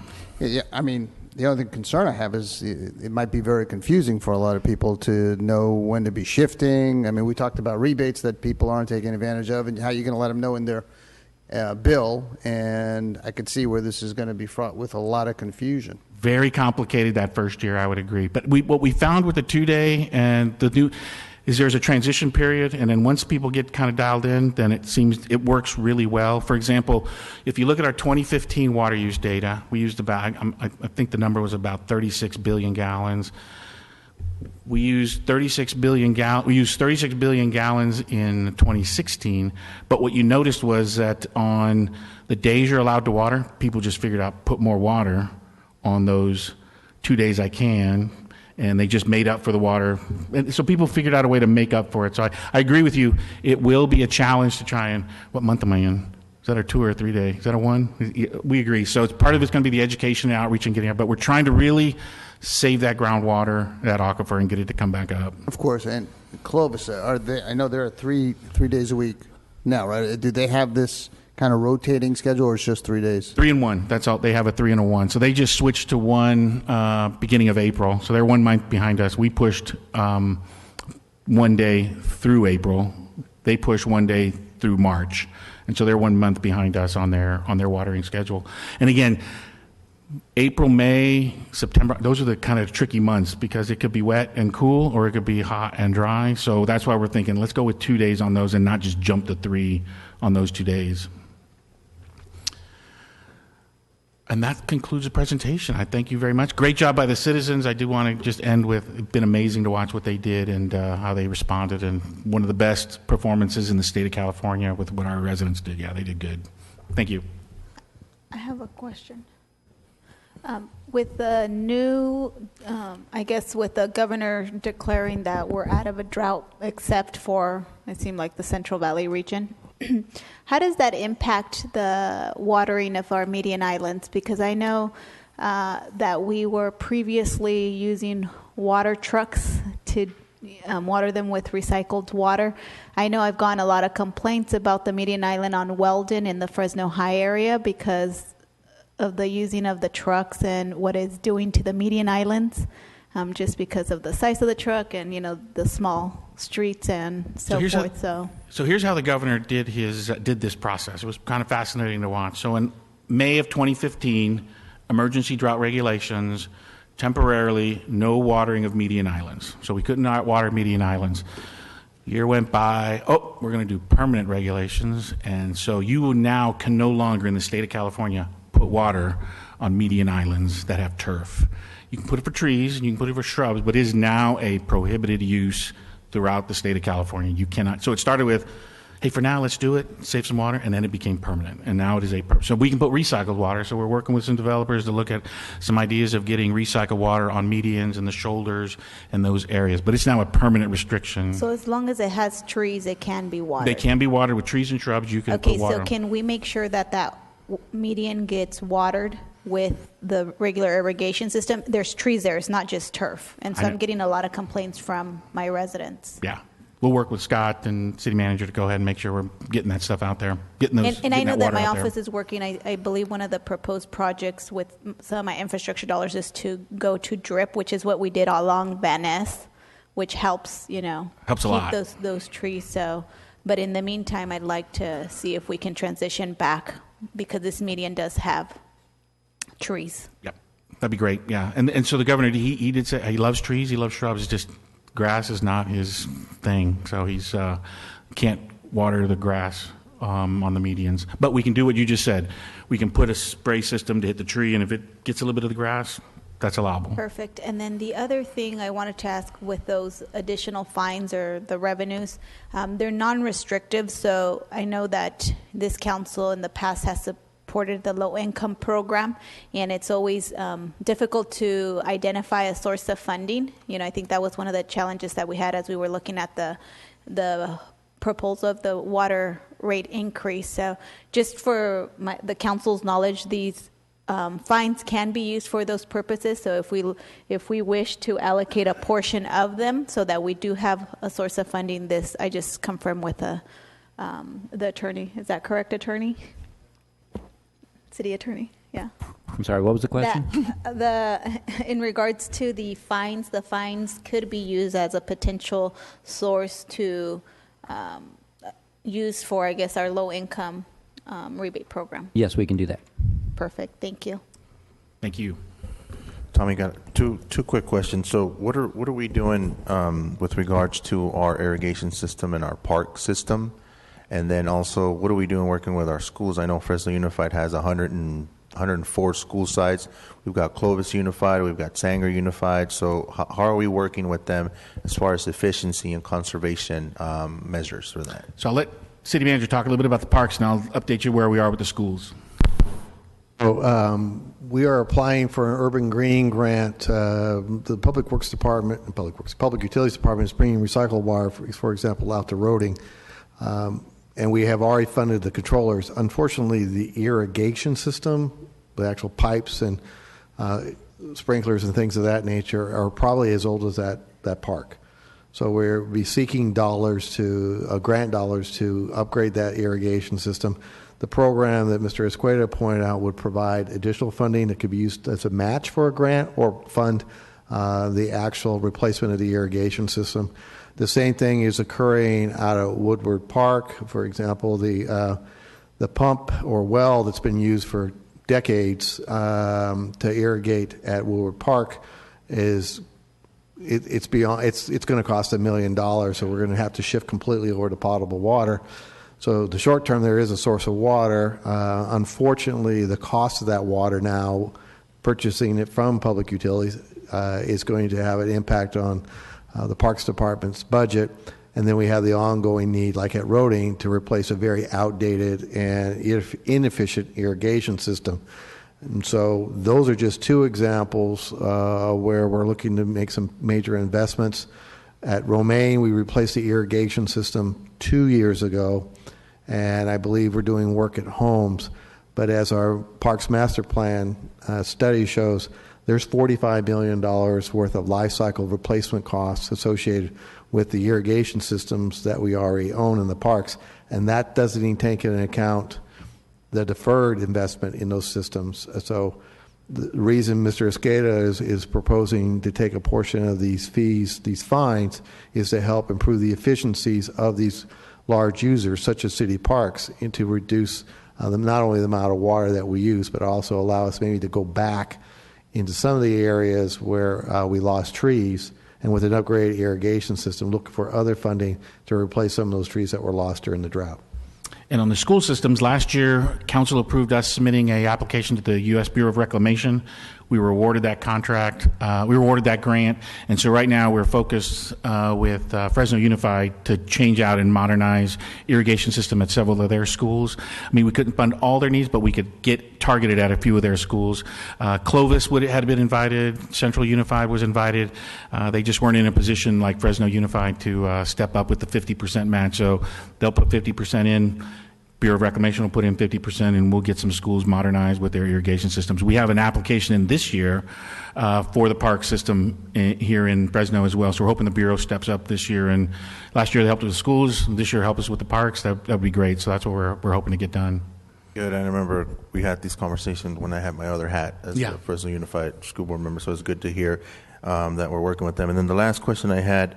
What was the amount of the pot that we have currently for the rebates program? We have $250,000 that we allocate to that, and again, I'm as disappointed as you on the numbers. So I hear it, and I'm believing it, and we see it, and so we've got to get that money out. And then what is the plan going forward? Will that be a yearly amount that will be in there? Yeah, $250,000 every year, and as the demand picks up, we can try and make additional funding available for it. But right now, we're struggling to get the $250,000 out. Well, and the reason I ask is that if it's going to be a continual incentive program, it might be worthwhile to explore partnering with organizations that are already serving those underserved communities. For example, EOC has a great weatherization program that they go in there and they, do an assessment of the property, electricity, low income code enforcement program. Yeah, code enforcement. That'd be good. So just something to keep in the back of your head. I know we'll have that conversation a little bit down the road, but I'm glad to see that we're making some progress on this. Thank you. Thank you. And with that, no one else is punched up, so we'll move on to the next agenda item. Thank you. All right, and I see Marlene coming to the dais, so we can begin the joint meeting of the successor agency.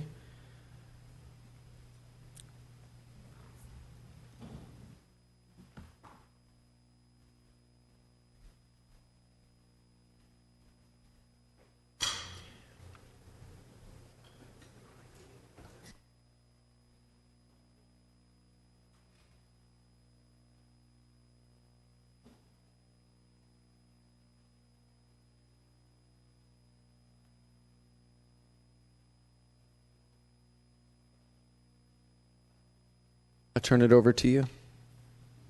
Thank you.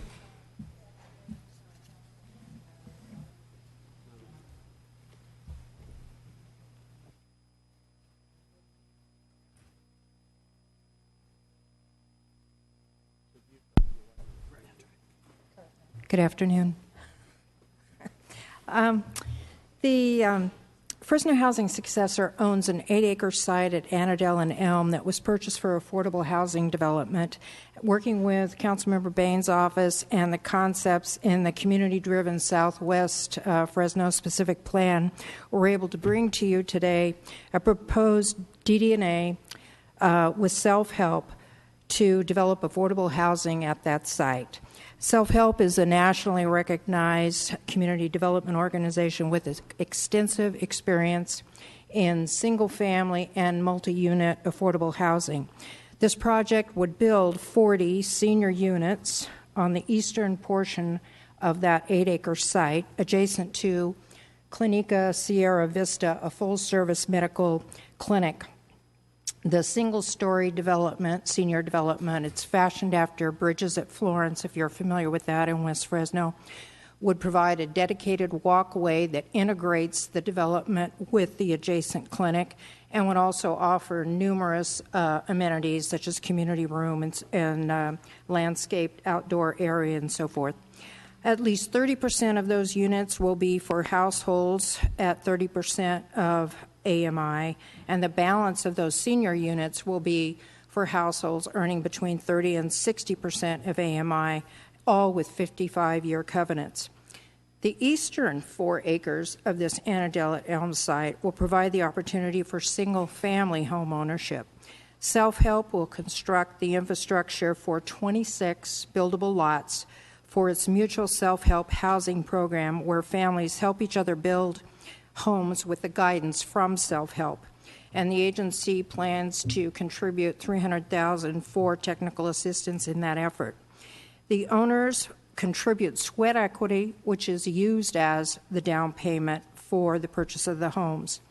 And Self-Help provides the construction financing, and they help each family find their permanent financing. The homes will be marketed to first-time home buyers at 80% or below AMI with 45-year covenants that require that those homes remain owner-occupied. The senior portion of this project has a cost of about $12 million. That's being proposed to be financed with $2.9 million of 1% residual receipt loan from your Fresno housing successor, $500,000 from Self-Help, who will put in, by the way, 37% of its developer fee for that contribution, and about $8.6 million from leverage capital that includes tax credits and may also include home funds and other funding sources. The developer will purchase the senior family portion of the lot, 4 acres, at fair market value with seller-backed financing at 1%.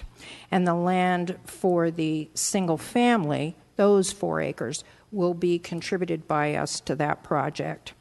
The single family component, total project cost, will be about $4,420,000, and that would be funded by $300,000 from your housing successor. The Self-Help entity will contribute $226,000, slightly over that. And then the balance of the 3.8 will come from conventional loan financing.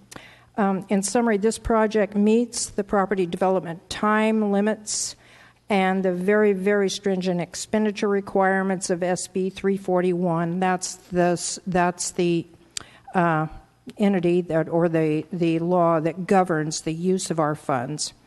And it helps to meet our Southwest specific plan goals and to create a quality intergenerational neighborhood for West Fresno. That concludes staff report. I want to mention that Betsy McGovern Garcia, the Director of Real Estate Development with Self-Help, is here and can answer questions or provide more detail. So that, again, concludes our presentation. Thank you. Okay, thank you. Let's go out to the public. Are there any members of the public who wish to address this agenda item? Please come forward. Give us your name and address for the record, and then you'll have 3 minutes. Okay, well, thank you. Good afternoon. My name is Betsy McGovern Garcia. I'm the Director of Real Estate Development at Self-Help Enterprises. I'm just going to be extremely brief out of respect for your time. Self-Help Enterprises is a 50-year-old nonprofit organization. We're a local organization based out of Fresno. We cover 8 counties in the San Joaquin Valley, and we contribute 100% of our resources to helping working families and communities to be healthy. We've constructed over 6,200 single-family homes, of which 134 were here in the city of Fresno, and we own and operate 28 rental communities throughout the valley.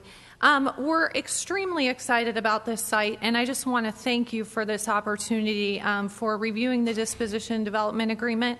Also want to commend you on your staff. It's been great working with Councilmember Bain's office, and members of the Planning and Building Department have been extremely helpful in helping us put together the preliminary site plan and prepare for the entitlement process. We think the site has great connectivity. We've got a walkway that we're planning from the senior housing directly into Clinica Sierra Vista so they can access those resources.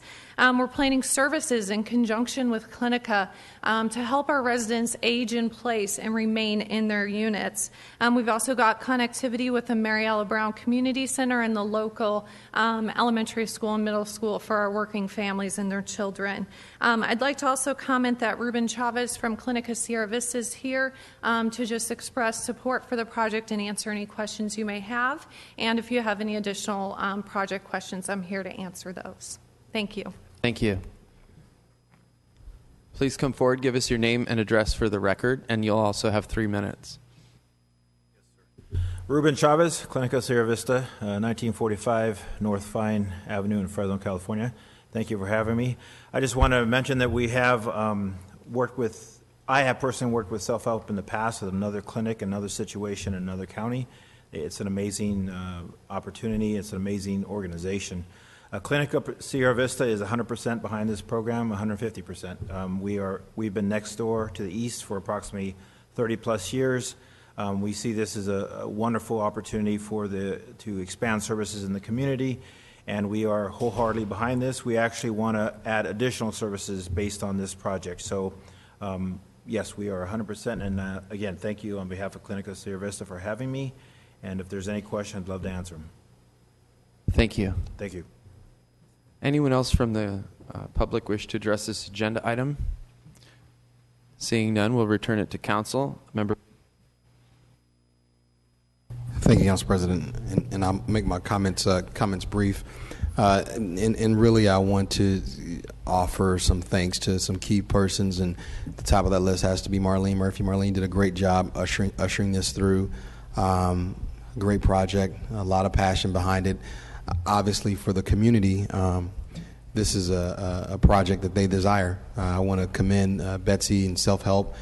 You all did a tremendous job, and I think recognizing the needs of the community, tailoring the project so that it can fit within the needs of the community, and being responsive.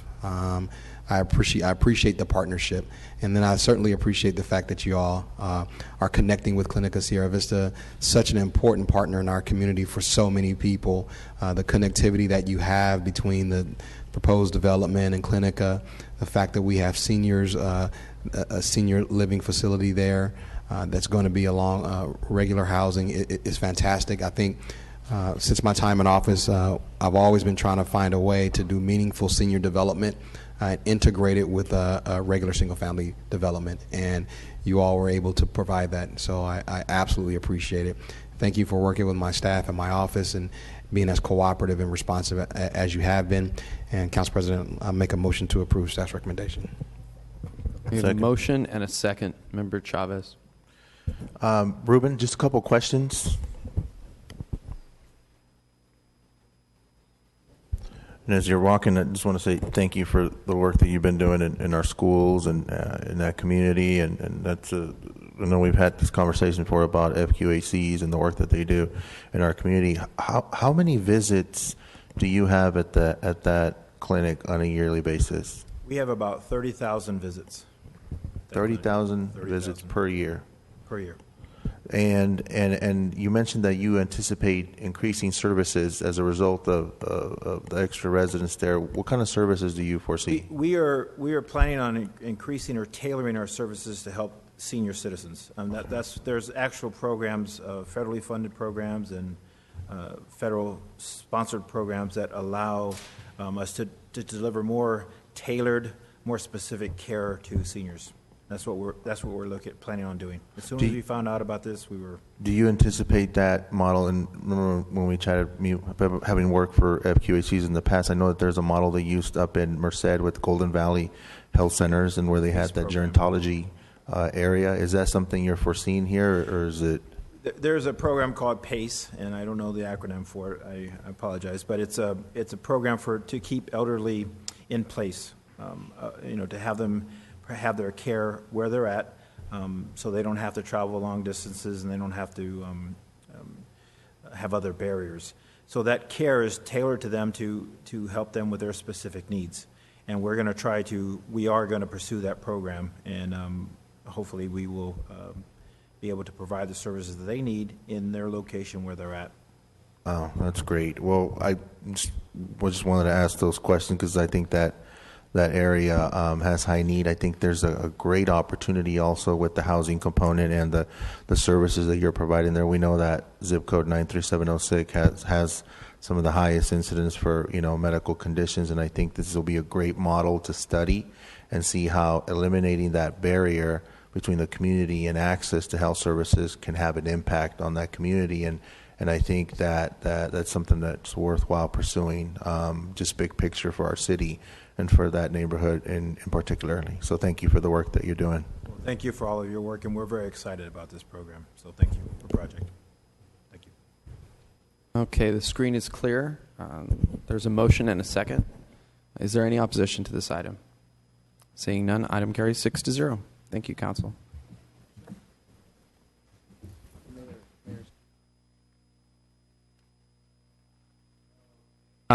Mayor, did you want to stick around? I guess what I'd like to do on this item anyway is wait until Councilmember Brandow comes back to do the season stuff. If there's no objection to that. You want to be Steve for a day? What do you want to take a demotion for? So.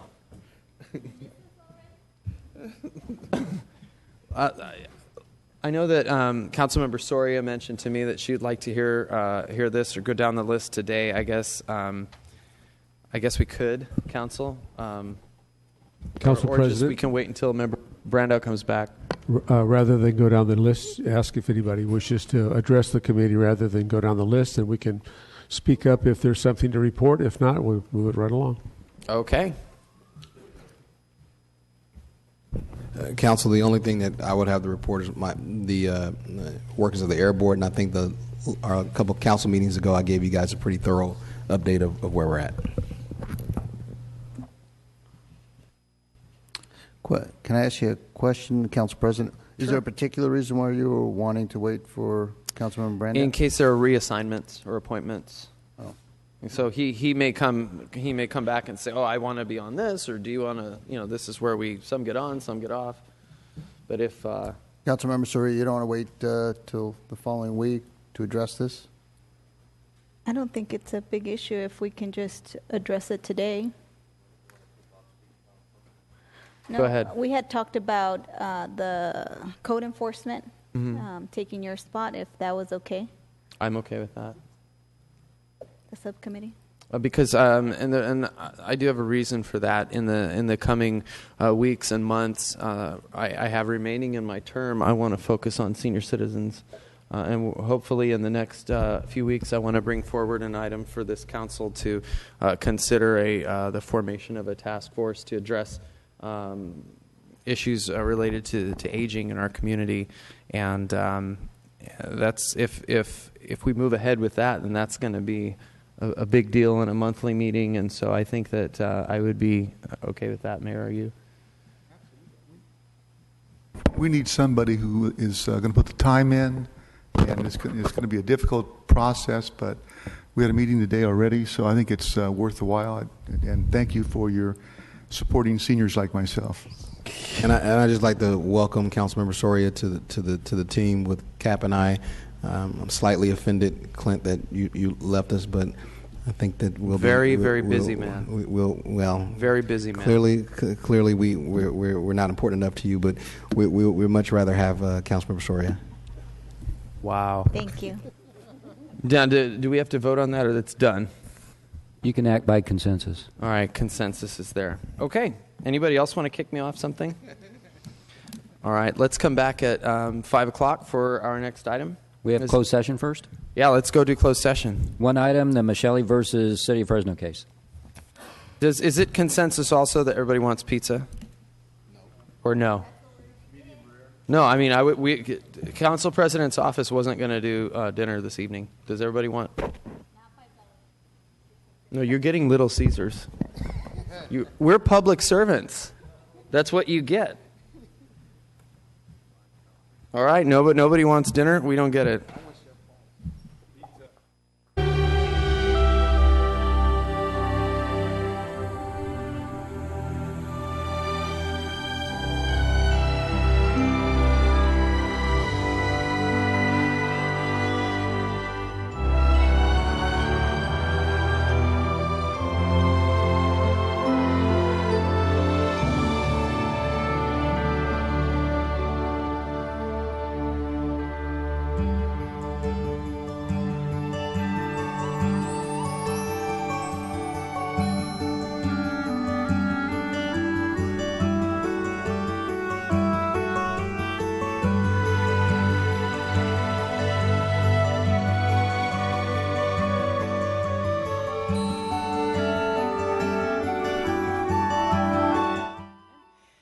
Before I jump into the presentation today on the Housing Element Amendment, I wanted to note that we do have translators here for Hmong and Spanish speakers, and I'd like them to come up and introduce themselves, please.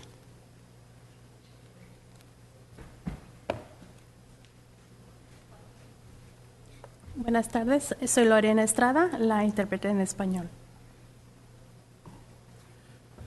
Nhớ ta sửa cô hùa Casey nè cô tuột xài luôn mấy cá tôi làm không nó mà nó nè là tìm mua lúa chỉ là hải cô tàu cũng nhớ bẻ cá bẻ, ôi trời.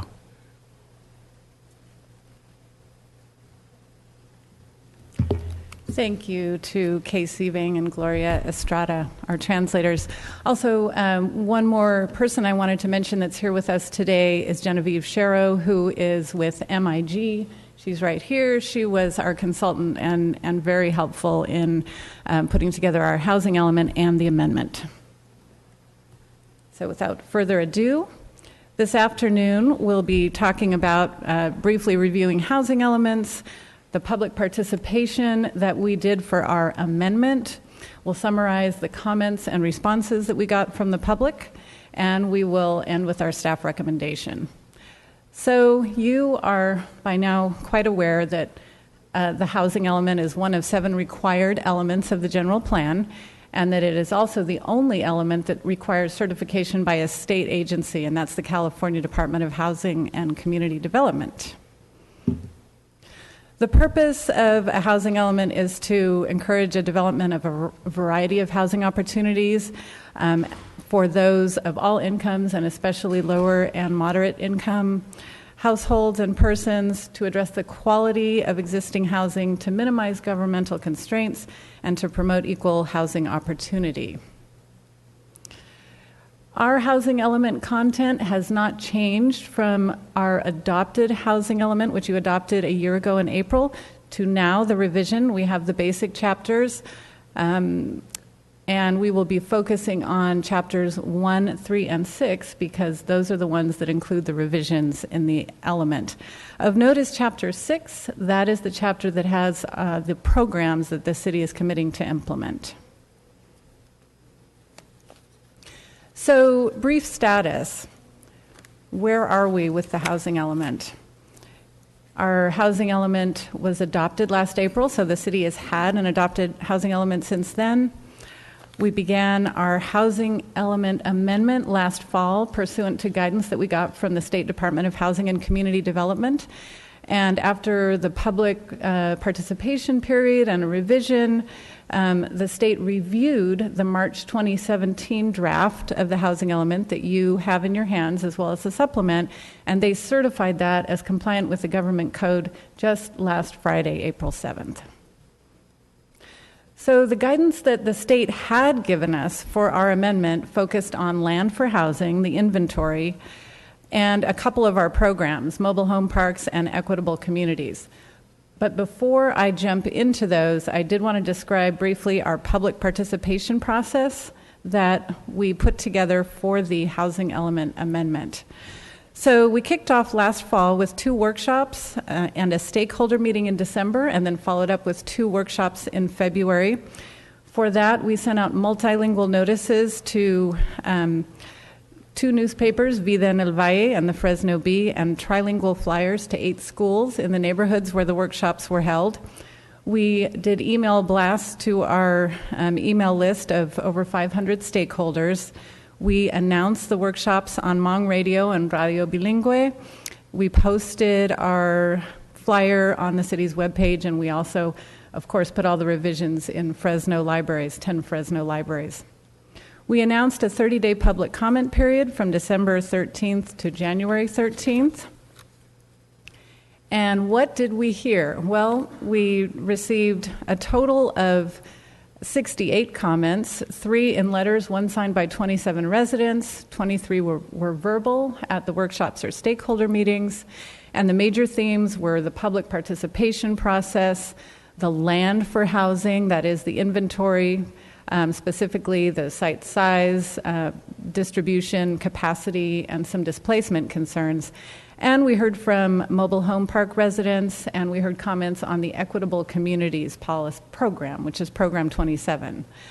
So we responded to all of the comments that were within the scope. There were several that were directed to the school district or other agencies, so we forwarded those along.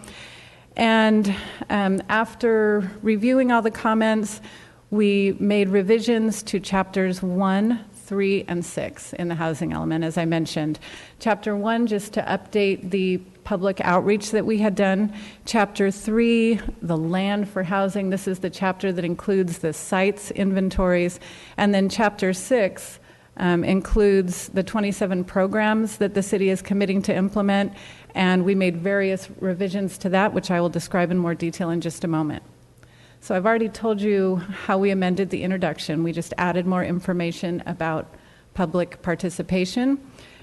Chapter 3, land for housing. Here the changes require a little bit more explanation. As you recall from our conversation when you adopted the housing element, this chapter is really focused on the city's ability to encourage a diverse housing market by providing enough land for housing units. So every city in California gets a number of dwelling units that they need to provide capacity for within the next 8-year housing element cycle, and that's called the Regional Housing Needs Allocation. And ours was about 23,000 units of capacity, 23,000 dwelling units of capacity. So when we looked at our land supply, we chose mostly vacant sites. You can choose sites that have buildings on them and that can be redeveloped, but we were able to choose mostly vacant sites. We also are required to choose sites that are zoned and already within city limits. And the main change to our inventory is that we had to actually add a second inventory, what we're calling a rollover, to accommodate unmet housing need from the prior housing element period. So the state had found that a rezone that the city had committed to do in the last housing element didn't occur on time, and so we had to add more units of capacity. So I'm going to just briefly walk you through our current inventory. This is for the current housing element, and you approved numbers very similar to this a year ago. You can see the number in orange there on the far right is 22,178. This was the total number of dwelling unit capacity that we were required to provide in this housing, according to this housing element RHNA. And you can see across the top row, actual unit capacity, that we exceed that capacity in our inventory. And so looking at the bottom line, the bold, that is the surplus of units that we have in each category. So the columns, just to remind you, are various density levels that the state equates to different levels of affordability. So 30 units to the acre, the first column on the left, is a column that the state equates to making affordable housing the most feasible. So these are the numbers that are included in our current housing element cycle. This is what the sites look like on a map, and obviously there are many sites that are not visible on a map this scale. You can see the different zoning designations vary by color there. And now I'm going to discuss the second inventory. This was the big change to Chapter 3. Because there was this unmet need in our previous housing element, the state required that we make up for it, and they determined that we were 6,476 dwelling units short. And so we looked at that number. We'd found that we actually built 1,603 units during that housing element period, so that left us with a remaining rollover of 4,873 dwelling units that we need to add to our inventory. So this is what Sophia, yes. Can I ask a question? Sure. So when on the amount of rollover units, yes. What happens if every year we don't meet that goal? Is it just continue to roll over every time that we have to revise the housing element? No. Our obligation here is to keep the capacity that we've committed to, so these numbers in orange on the right-hand side, but this is not a construction mandate, so we don't have to construct these units, we just have to keep the land capacity. Right, and as long as we keep the land capacity through our housing element period of this rollover inventory, it will go away. And let me check that with our consultant. Yes? Yes. Okay, want to make sure. And those units we identified sites for in the downtown, and it really dovetailed perfectly with the adoption of the downtown plans and code, which contemplated an additional 10,000 dwelling units in the downtown planning area. We only needed to identify about 4,800 units worth, so we chose sites that either had proposed projects on them that we were aware of, or sites that looked like they were the most likely to develop. I do want to say about both of our sites inventories that we were able to identify sites that were already properly zoned, and so still there is no need to rezone property in order to come up with our dwelling unit obligations. Finally, we've had this map in the element in order to help discern the distribution of the sites, and the darker areas show the areas of the ethnically and racially concentrated areas of poverty. It's a map from 2010. We overlaid the housing element sites on there, and you can see that the color of blue varies by density. So the lighter blue is lighter density, lower density, and the darker blue is higher density. So the last portion of my presentation is about Chapter 6, which is our housing plan, and that's really our implementation plan. This is what we are going to do in the next 8 years to facilitate a mix of housing types in the city of Fresno. We presented to you last year 27 programs in Chapter 6, and 12 of them have been revised. So I'm going to very quickly walk you through those. Program 2 is our residential densities on identified sites, which is a long way of saying it's our tracking program. We must track every project that comes through, do an accounting of the units, and make sure that we never fall below our RHNA. Revisions require a concurrent plan amendment in order to maintain capacity if the inventory drops below the RHNA. So in other words, we have surplus units, but the city cannot endlessly approve rezones. It will need to maintain enough land capacity per the RHNA. We have a lot of excess capacity, but it's just something that we need to track. We have to do annual reporting, and now when we do that, we will do multilingual outreach and broader noticing for that. In our housing funding sources, we will, it requires the city to actively pursue funding for the development of mixed income neighborhoods, including expansion of affordable housing opportunities outside of the city's low and moderate income areas. Our home buyer assistance program revisions add targeted marketing to real estate professionals, lenders, and eligible home buyers. Our mobile home parks program requires really the city to be a conduit of information to mobile home parks and residents about available resources. So revisions require annual outreach, a needs assessment, identification of various funding sources, and a map and list of support organizations. Housing choice vouchers. This is a program that provides information about housing choice vouchers to developments in high opportunity areas. To target these areas, criteria such as high-performing schools, income, and proximity to jobs and transit will be used, and revisions require collaboration with the Fresno Housing Authority. Our downtown development program was revised to reflect the actual adoption of the downtown plans and code, because when you adopted the housing element a year ago, those were not in effect. It notes that the zoning allows a zone clearance for all projects that comply with the zoning and housing element criteria in the downtown. We added a downtown displacement prevention program. This one is also an adopted policy in the Downtown Neighborhoods Community Plan, but because that concern was expressed in the housing element context, we added it to the housing element amendment. We've added a large and small lot development program. We've not added it, it was there. We've revised it, and revisions include monitoring of housing developments on large and small lots with timelines.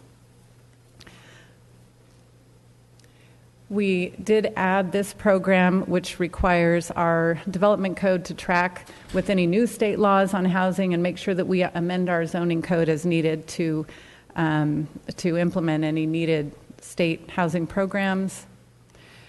Also, in our comprehensive code enforcement program, we added a revision to include consideration of a residential rental inspection program, which we know has already been adopted and is in implementation phase.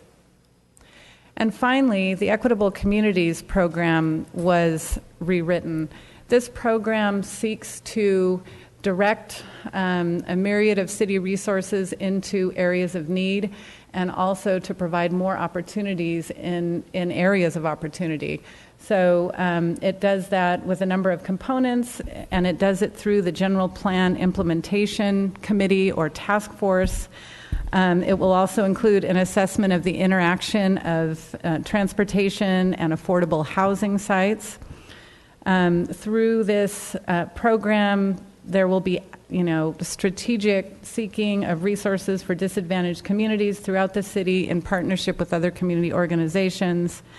And the program also includes the facilitation and streamlining of zoning and general plan land use amendments that expand affordable housing opportunities outside of low and moderate income areas. So specifically, there is a provision in this that requires that staff present to council options for potential rezoning 3 times during the housing element cycle. So that brings me to the staff recommendation, which is to adopt the environmental finding for this plan amendment, and that is an addendum to the General Plan Master EIR and the Downtown Plans and Code Program EIR, since no land use or zoning is being changed, and we're basically, this housing element rests on the foundation of those 2 documents, and to adopt the resolution that adopts the housing element amendment. I will, and with the supplement included. I was just going to mention you did receive a supplement that added about 5 more minor changes, and we also did receive a letter from Leadership Council. So with that, I will conclude my presentation, and I'm happy to answer any questions. Thank you very much. At this time, we'll go out to the public. Are there any members of the public who wish to address the City Council on any item contained or anything contained in this agenda item? Please come forward. Give us your name and address for the record, and you'll have 3 minutes. Great. Good afternoon, Mr. President, members of the council. I'm Jeff Roberts. I'm speaking on behalf of Granville Homes, 1396 West Herndon in the city of Fresno. For the record, I want to state that we are supportive of your taking action here today to approve this document. I want to compliment your staff. We've been together working on this for the last probably 2 years or so, and there have been a lot of changes and questions and things, and I want to especially thank Sophia for the help she's been in working through this. I do have a statement I want to make, though, about one of the issues that's kind of new to housing elements, and that's this no net loss provision. I understand that you have to keep an inventory of available, properly zoned properties, and I think that's a good idea. But during the course of the years of this housing element will be in effect, things can change, and that surplus that you have today will probably drop down a little bit. A concern that we've got is that, say, 6 years from now, when there's a risk of going below the required RENA number, the burden of doing the plan amendment to bring that inventory back up, we believe should fall on the city, not on an individual developer or property owner.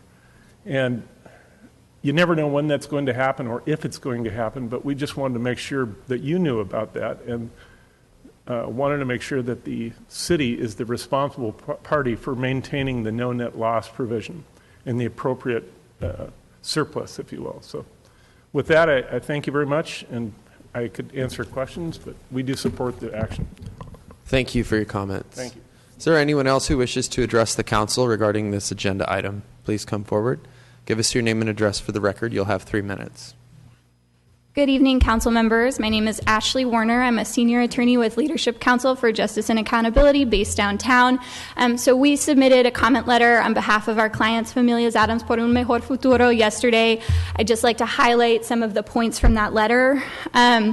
So as you know, the members of Familias Adams, as well as many, many other residents from Fresno, have been working for the last 2 years on this housing element process, as well as with many other housing and community development and community planning processes to advocate to ensure that Fresno is taking real, meaningful steps, not only to comply with the letter of the law, but to ensure that it's actually advancing housing opportunities for all residents. And we are very aware from the data in these plans, from our lived experiences, from what we see in Fresno every day, that there is a real housing crisis. People are very impacted in very serious ways by substandard housing, by a severe burden of rent due to the high poverty rates, by a lack of housing opportunities in neighborhoods that have parks, have infrastructure, have sidewalks, have all of the basic things that we need to feel safe and to thrive.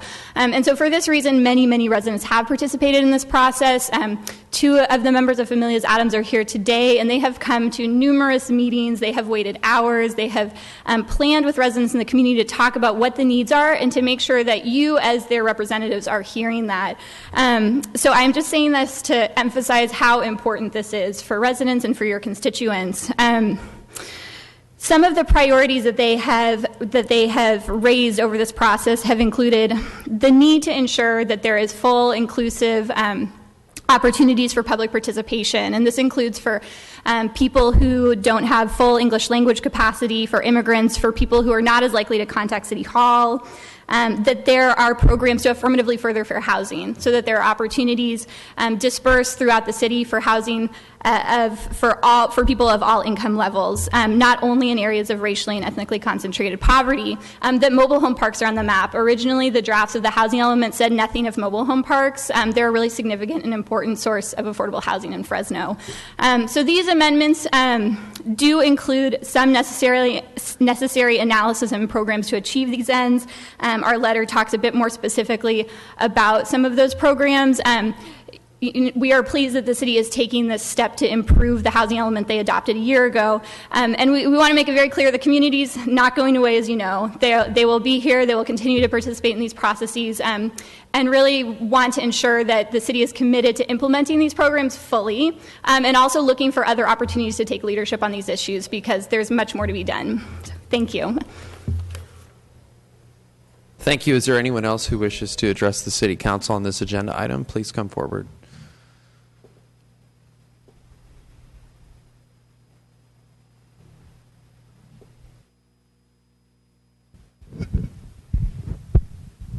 Bienvenidos. Podemos tener tu nombre y dirección y We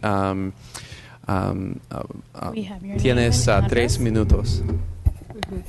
Mi nombre es Rosalba Cárdenas. Cárdenas. Mi dirección es My address is 1941 North 1941 Golden State, Northwest. Boulevard Espacio 6. 1941 North Golden State. North Golden State. Ujú. Space. ¿Y espacio? Espacio 6. Space 6. Ok. Mi consejo es de que ustedes dicen My la concern is última that vez que venimos last time aquí, that ustedes we were dijeron here, you guys que lo que Excuse me, can you hold the mic closer so council members can hear you better? que lo que necesitan las personas como nosotros que somos de bajos ingresos, People that like us of low income, que lo que necesitábamos That what era you need- mejor educación. better education. Pero hasta en eso necesitamos que nos ayuden con dinero, con, But we need con help with programas money, with programs. que nos ayuden. Porque siempre que venimos To help us. a pedir ayuda para algo, Every nunca time we nos come escuchan. for help, we're not listened. Ustedes están bien ahí sentaditos, You guys are pero sitting there nosotros nicely, por poquito dinero tenemos que trabajar but we work for very little bit of money, y necesitamos ayuda. and we do need help. No porque queramos vivir en un palacio, queramos una casa digna We don't want to de live in vida a para palace. nosotros. We just need a home that is Yo pido solamente properly. que ayuden en los programas para trailers para gente que de verdad no We tiene. really need help for people that live in mobile homes.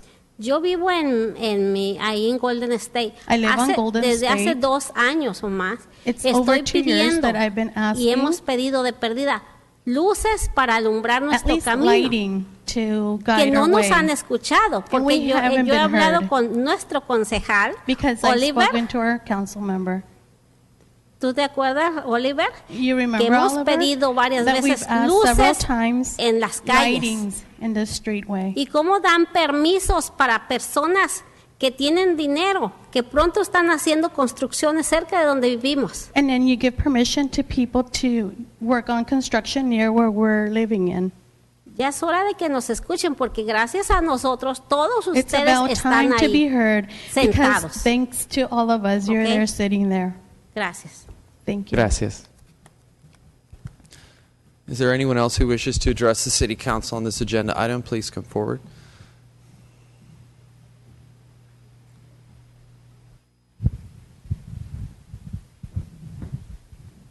Y también bienvenidos. Necesita tu nombre y dirección y puedes tener 6 Your minutos. name and address, and you have up to 6 minutes. Buenas tardes a todos. Good afternoon to everyone. Mi primer nombre, mi primer My- apellido es María Padrón. My name is Maria Padron. Y soy de 2740 West I'm Olive, 4740 West Olive, espacio 72, space 72, aquí en Fresno, here in California. Fresno, California. Yo estoy aquí porque estamos con el grupo de mamás de la escuela Jen Adams buscando mejoras para nuestra comunidad. I'm with the mothers of children at school. Jen Adams. Jen Nuestro Adams. concejal nos ha And our visitado council member has visited us, y ha visto que tenemos muchas necesidades en esa área. and he's seen No that we solo have a en- lot of needs in the area. No solo en cuestión de vivienda, infraestructura, necesitamos muchas cosas. ahí. Not just infrastructure or the housing, but we need a lot more. Pero personalmente tuve una muy amarga experiencia cuando But compré mi personally, casa. I had a really bitter experience when I purchased my home. Necesitamos más programas. We need more programs. Perdón que me emocione, es que Sorry to get emotional. cuando compramos nuestra casa hemos batallado mucho. Nos We hicieron struggled a fraude. lot since we purchased our home. We underwent fraud. Compramos una casa que solamente era como un cascaroncito, estaba nada más The maquillada. house, Como nada más como la pintaron, como la arreglaron un poquito para podernos la vender. the home was just fixed superficially just to sell it. Llevamos ya 2 años, mi esposo y yo batallando porque tuvimos que hacer desde planos, ponerle foundation, porque era It's prácticamente been solo 2 compramos years. el lote. And we've been working on foundation, everything. We practically just purchased the lot. Ujú. Entonces, lo que necesitamos es que nos ayuden, de que We need the help. obtengan más programas para personas Maybe provide more que no hablamos el programs idioma, for que people that no like tenemos us that we don't acceso we don't a speak the language. préstamos, We don't have access to loans, información para primeros compradores. information for first-time buyers. Son muchas cosas que no acabaría en los 6 minutos. It's a lot of things I couldn't cover in 6 minutes. Solo estoy aquí para decir que nuestra comunidad I'm here to say necesitamos that de our ustedes. community needs you. Aparte, muchas gracias por escucharme. Aparte, Thank you for quiero listening to me. hacer una invitación a nuestro I concejal would like to invite our council member. fuera del tema.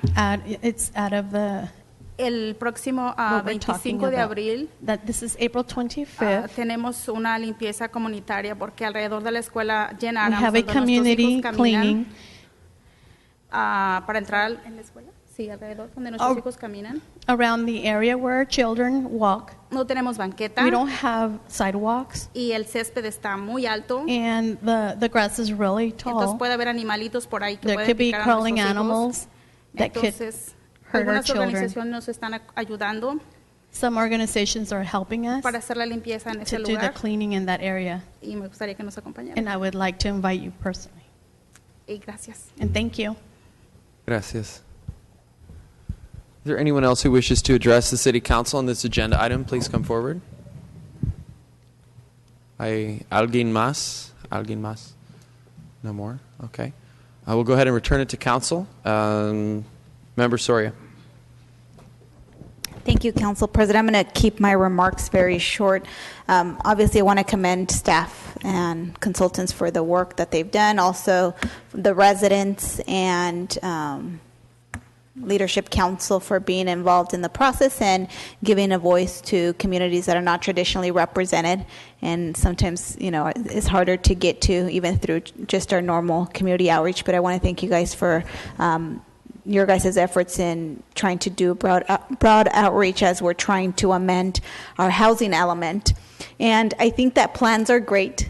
You know, we have all these plans, and so that we've approved, and I know that I've supported our general plan and, you know, other specific plans and so forth. And I'm just looking forward to figuring out really, as we're trying to implement, that there are some goals that we can measure for compliance. And so I had one question maybe for you, Sophia, in regards to kind of measuring compliance of some of the additional requirements that you've put onto the city. I think one was require city to actively pursue funding for the development of mixed income neighborhoods, including expansion of affordable housing opportunities outside of the city's low and moderate income areas. Is there anything in detail that I guess kind of points to some of how we're going to measure that, or goals that we've set? So we've put a requirement for us to do. Does that mean that we're going to go out and seek $1 million, $2 million? What are our targets and goals? Because we obviously know that there is, to some degree, a housing crisis as it relates to affordability in our community, and just access to quality housing, not only in the southern part of the city, but, you know, throughout the entire city. So I'm just curious as to what staff or the administration, is there a strategy? I know our affordable housing dollars are very limited. We have a little bit of RDA money. I know last year I tried to make a motion to add another $1 million for affordable housing construction. There are home dollars, but the money seems limited. Is there a specific strategy? I know we have $70 million that the city received for the downtown area. And, you know, that's always, I guess, it can be debatable because I know some of us were like, we want a little bit of those funds to go to our district. But what are some of our strategies that we're looking at? Because plans are great, but I'm very interested in kind of the affordable housing issue. That's been a topic that I've been very interested in since the beginning. Just, I don't know if you or Bruce, you guys want to respond to maybe some of the strategies? Mm-hmm. I can respond in sort of the housing element world, but I would ask if City Manager has something to add. Most of the housing dollars that are needed to implement a lot of these programs come from not our general fund. They come from the state, they come from the federal government, and that's something that's not in our control. However, we do try to be strategic about, how we are going to spend those dollars. And City Manager. Yeah, I think the challenge for us is, as Sophia pointed out, a lot of the affordable housing dollars come in the way of state or federal grants, and as you know, there is a comment or discussions at Washington to reduce housing funding, reducing CDBG. In fact, there's even conversations about completely eliminating it, which is even going to make our challenge that much greater. The council over the last year has taken a number of steps with identifying ways to reduce the cost of providing housing opportunities through the infill opportunity zones, the waiving of fees through the Economic Development, the Economic Incentive Act. There may be a time in which there are other stakeholders that have to come to the table to help buy down the cost of projects. School districts, for example, or Air District. We have an application right now to the Air District for $3 million for a project along our Blackstone BRT corridor. There may be opportunities as a result of the BRT investment to begin to seek additional resources from the Federal Transit Administration that we hadn't taken advantage of. So, for example, FACTS hasn't done in the past. Well, kind of quasi with the Cesar Chavez project. There's a good example of property that was technically horse traded or purchased by FACTS that was used to help buy down the cost of that project along the BRT corridor out along Ventura and Kings Canyon. In the future, you may see FACTS acquiring property and do a joint venture in which you have a retail or development occur on the property. FACTS is holds the title, does a ground lease with a developer who would then put in mixed use along a transit corridor, which would a percentage of that in order to qualify for a new market tax credit could very well be affordable housing, or would be required to be affordable housing, and not necessarily located in any one particular part of town. It could be anywhere adjacent to a high-density transit corridor. So I think it's going to require us to cobble together different resources, transportation dollars that have been used in the past, maybe to help buy down the cost of new greenfield development, are invested in our older neighborhoods to buy down the cost of development in our existing neighborhoods. Because as we all know, when we are dealing with developers, there are costs associated with those projects, with off-site improvements, water, sewer, sidewalks, streets, and then impact fees, not just from us, but just from the school districts as well. So we are going to look at collaborating and approaching some of the school districts about, as we have made some investments to try to incentivize infill and expand the number of housing opportunities throughout our community, that there are other partners, such as the school district, that could help us in trying to achieve some of these goals. Thank you.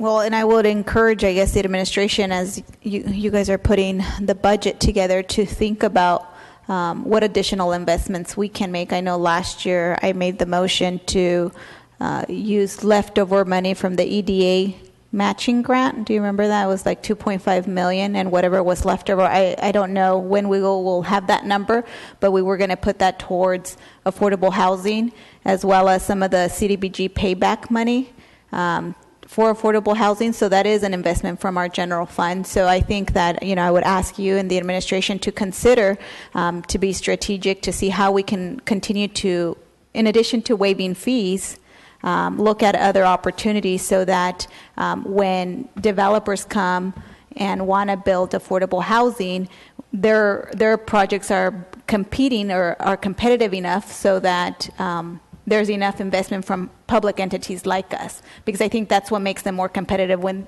there is the city match. And so I think that's going to be important.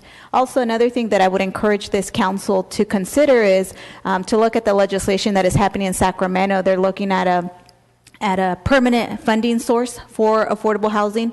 The state is facing affordable housing crisis, and there is legislation that is looking at identifying an additional funding source to be able to help cities like us to address these issues. So just, encourage my colleagues to look at that, and if the mayor can be supportive or be in conversations with our legislator, our local assembly member, Joaquin Arambula, as to how we can help and make sure that as they're making negotiations, the city of Fresno is included in the conversation, and that we get, because usually, it's LA and San Francisco that cut the deals.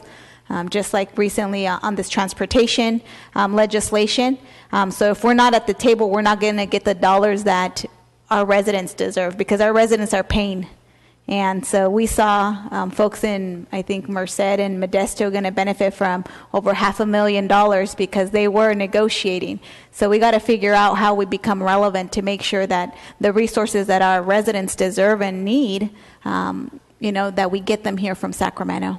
Thank you. Sophia, I want to thank you for the work that you've done, you and our community-based organizations and everything. I know this wasn't an easy process, and with that, I'd like to make the motion to take staff recommendation.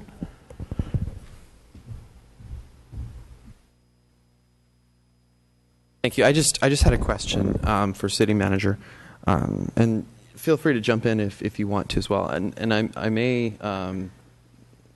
I just need some help. Affordable housing means government-owned and operated housing, correct? What is affordable housing? No, I'm serious. Well, they can probably define it, but I think market rate housing or subsidized housing? When I talk about affordable housing, and when I made the motion last year to set these dollars aside, I talked about obviously rental housing that is affordable for the residents that live here, low income, but I also talked about first-time home buyers that need that extra assistance to either for down payment or for whatever else. And also for existing home buyers that may not live in, the nicest, but that we can provide a little bit of a grant or a very low interest loan to be able to rehab and improve their property. Because so affordable housing has to do with rehabilitation. It has to do with first-time home buyer assistance and rental. And a rental stipend. But it doesn't mean that the Housing Authority constructing new units. No. So it's not just Housing Authority. There's private developers that do affordable housing developments also. Is there? So I guess what I'm trying to get to is that is affordable housing market rate housing that's unsubsidized. So if I go and I rent a one bedroom from somebody, it's become subsidized because the city or there's grants that are given to the developers to buy down the prices. So that's how it becomes affordable. The developer takes the funding in exchange to include a covenant to provide housing at a rate that is attractive, or a certain segment of the community can qualify or afford. And in this community, there is a very large segment of the population. Of course. As far as free market, because I think you can probably go on Craigslist and find a one-bedroom apartment in my district for $500 or $600, right? I mean, how is that not affordable? I don't understand the differences. So affordable housing is what we call government subsidized housing.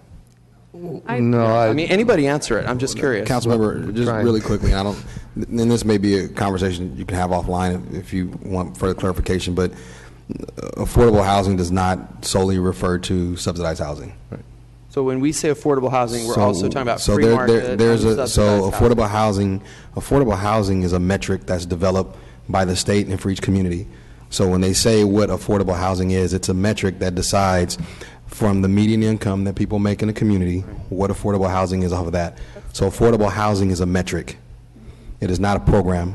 Now, there are some subsidized programs, meaning private developers, as you already know, we approve them all the time, develop affordable housing complexes as well. But affordable housing is a metric. We just voted on one today. Right. Okay. Right. No, I'm just curious because now I learned that that affordable housing is also like a rehab program. Well, includes that. When we, last year in the budget, when we set aside the money, we voted to include to create something to help first-time home buyers, and also we've done rehab grants or low-interest loans as part of helping kind of the housing issue that is facing the Because, I mean, city. obviously, housing is something that's important to me, and the district I represent is very unique because we're completely surrounded by other districts that have some greenfield potential, but District 7 does not. So our housing stock is older, and it's hemmed in and surrounded, and the only construction going on in the 7th district is infill development. Well, I was also going to add, there are specific federal dollars that are set aside through the Housing and Urban Development to help with rehab homes in older neighborhoods that could be rented, and we do that all the time as affordable housing. In other words, the rent is somewhat reduced because of the fact that there were federal dollars put into the rehab of those homes. And I don't see why that's any different than asking the federal government to help bring $45 million to the table to help subsidize Veterans Boulevard to help serve the residents in Northwest Fresno. There is no such thing as free market or market-based housing. It is all subsidized to some extent by government. So if I go on Craigslist and find a one-bedroom... I'm just your comment about market housing... Yeah? And the fact that some housing is subsidized where this idea that other housing isn't, I think is somewhat flawed because we had development all over this community that one way or another was subsidized, or the cost of the infrastructure to put that development in came out of the taxpayers either through a federal transportation grant or through Measure C. Harlan Ranch would not be where Harlan Ranch is if it wasn't for the fact that we all paid to extend the freeway out past Shepherd Avenue. So that's just my point. It's just all housing is government housing. All housing is to a great extent is subsidized. Yes. It sounds like President Obama. You didn't build that. I'm just curious. I mean, I'm not trying to upset anybody, or I'm just interested, and I vote for this stuff. I'm just curious. I mean, now we've established that all housing is somehow socialized housing, but I mean that's us. So with that, okay. Yeah, we have. Do we have a second? Okay. The city attorney wants to weigh in on this. City attorney's all housing. We were going housing? to. The term affordable housing can have different meanings depending upon the context. In redevelopment, it's one thing. Under HUD, it could be slightly different. Under the housing element, it has its own definition. Would you like us to provide that? No. I'm just making conversation. That's all. I mean, there's a house on my street that just sold for like $129,000, and a family bought this home for $129,000. They moved in. It's a fantastic home. I don't know if they bought it on FHA or if they bought it on conventional, but it seems like a $650 a month mortgage is pretty affordable, and $650 a month. But Councilmember, I just want you to remember that affordable is a metric. So you know it's not a random number, and it's not what you think affordable is or isn't. There's an actual metric that describes what affordable housing is. So I just want to be clear that it's a formula. It's not just, I think 500 is affordable or 600 affordable. That sounds affordable. It's. Oh no, it's true. Everybody's different. Everybody's different. So we're happy to show you what all those metrics are. You seem very interested. Eager to learn. Yes, I'm very excited about that. So yeah. 6 years into it. Well, no, I didn't. Did you know that it involved rehab? Yeah. That's affordable. I didn't know that, but I voted for that. So. All right, screen's clear. We have a motion and a second. Is there any opposition? He voted for it, but he didn't know. No, I knew. Come on. I was just kidding. Is there any opposition to this agenda item? No. Okay. Motion carries 6-0. And the meeting's adjourned. Yeah. Thank you all. Just making conversation. I don't think that's bad.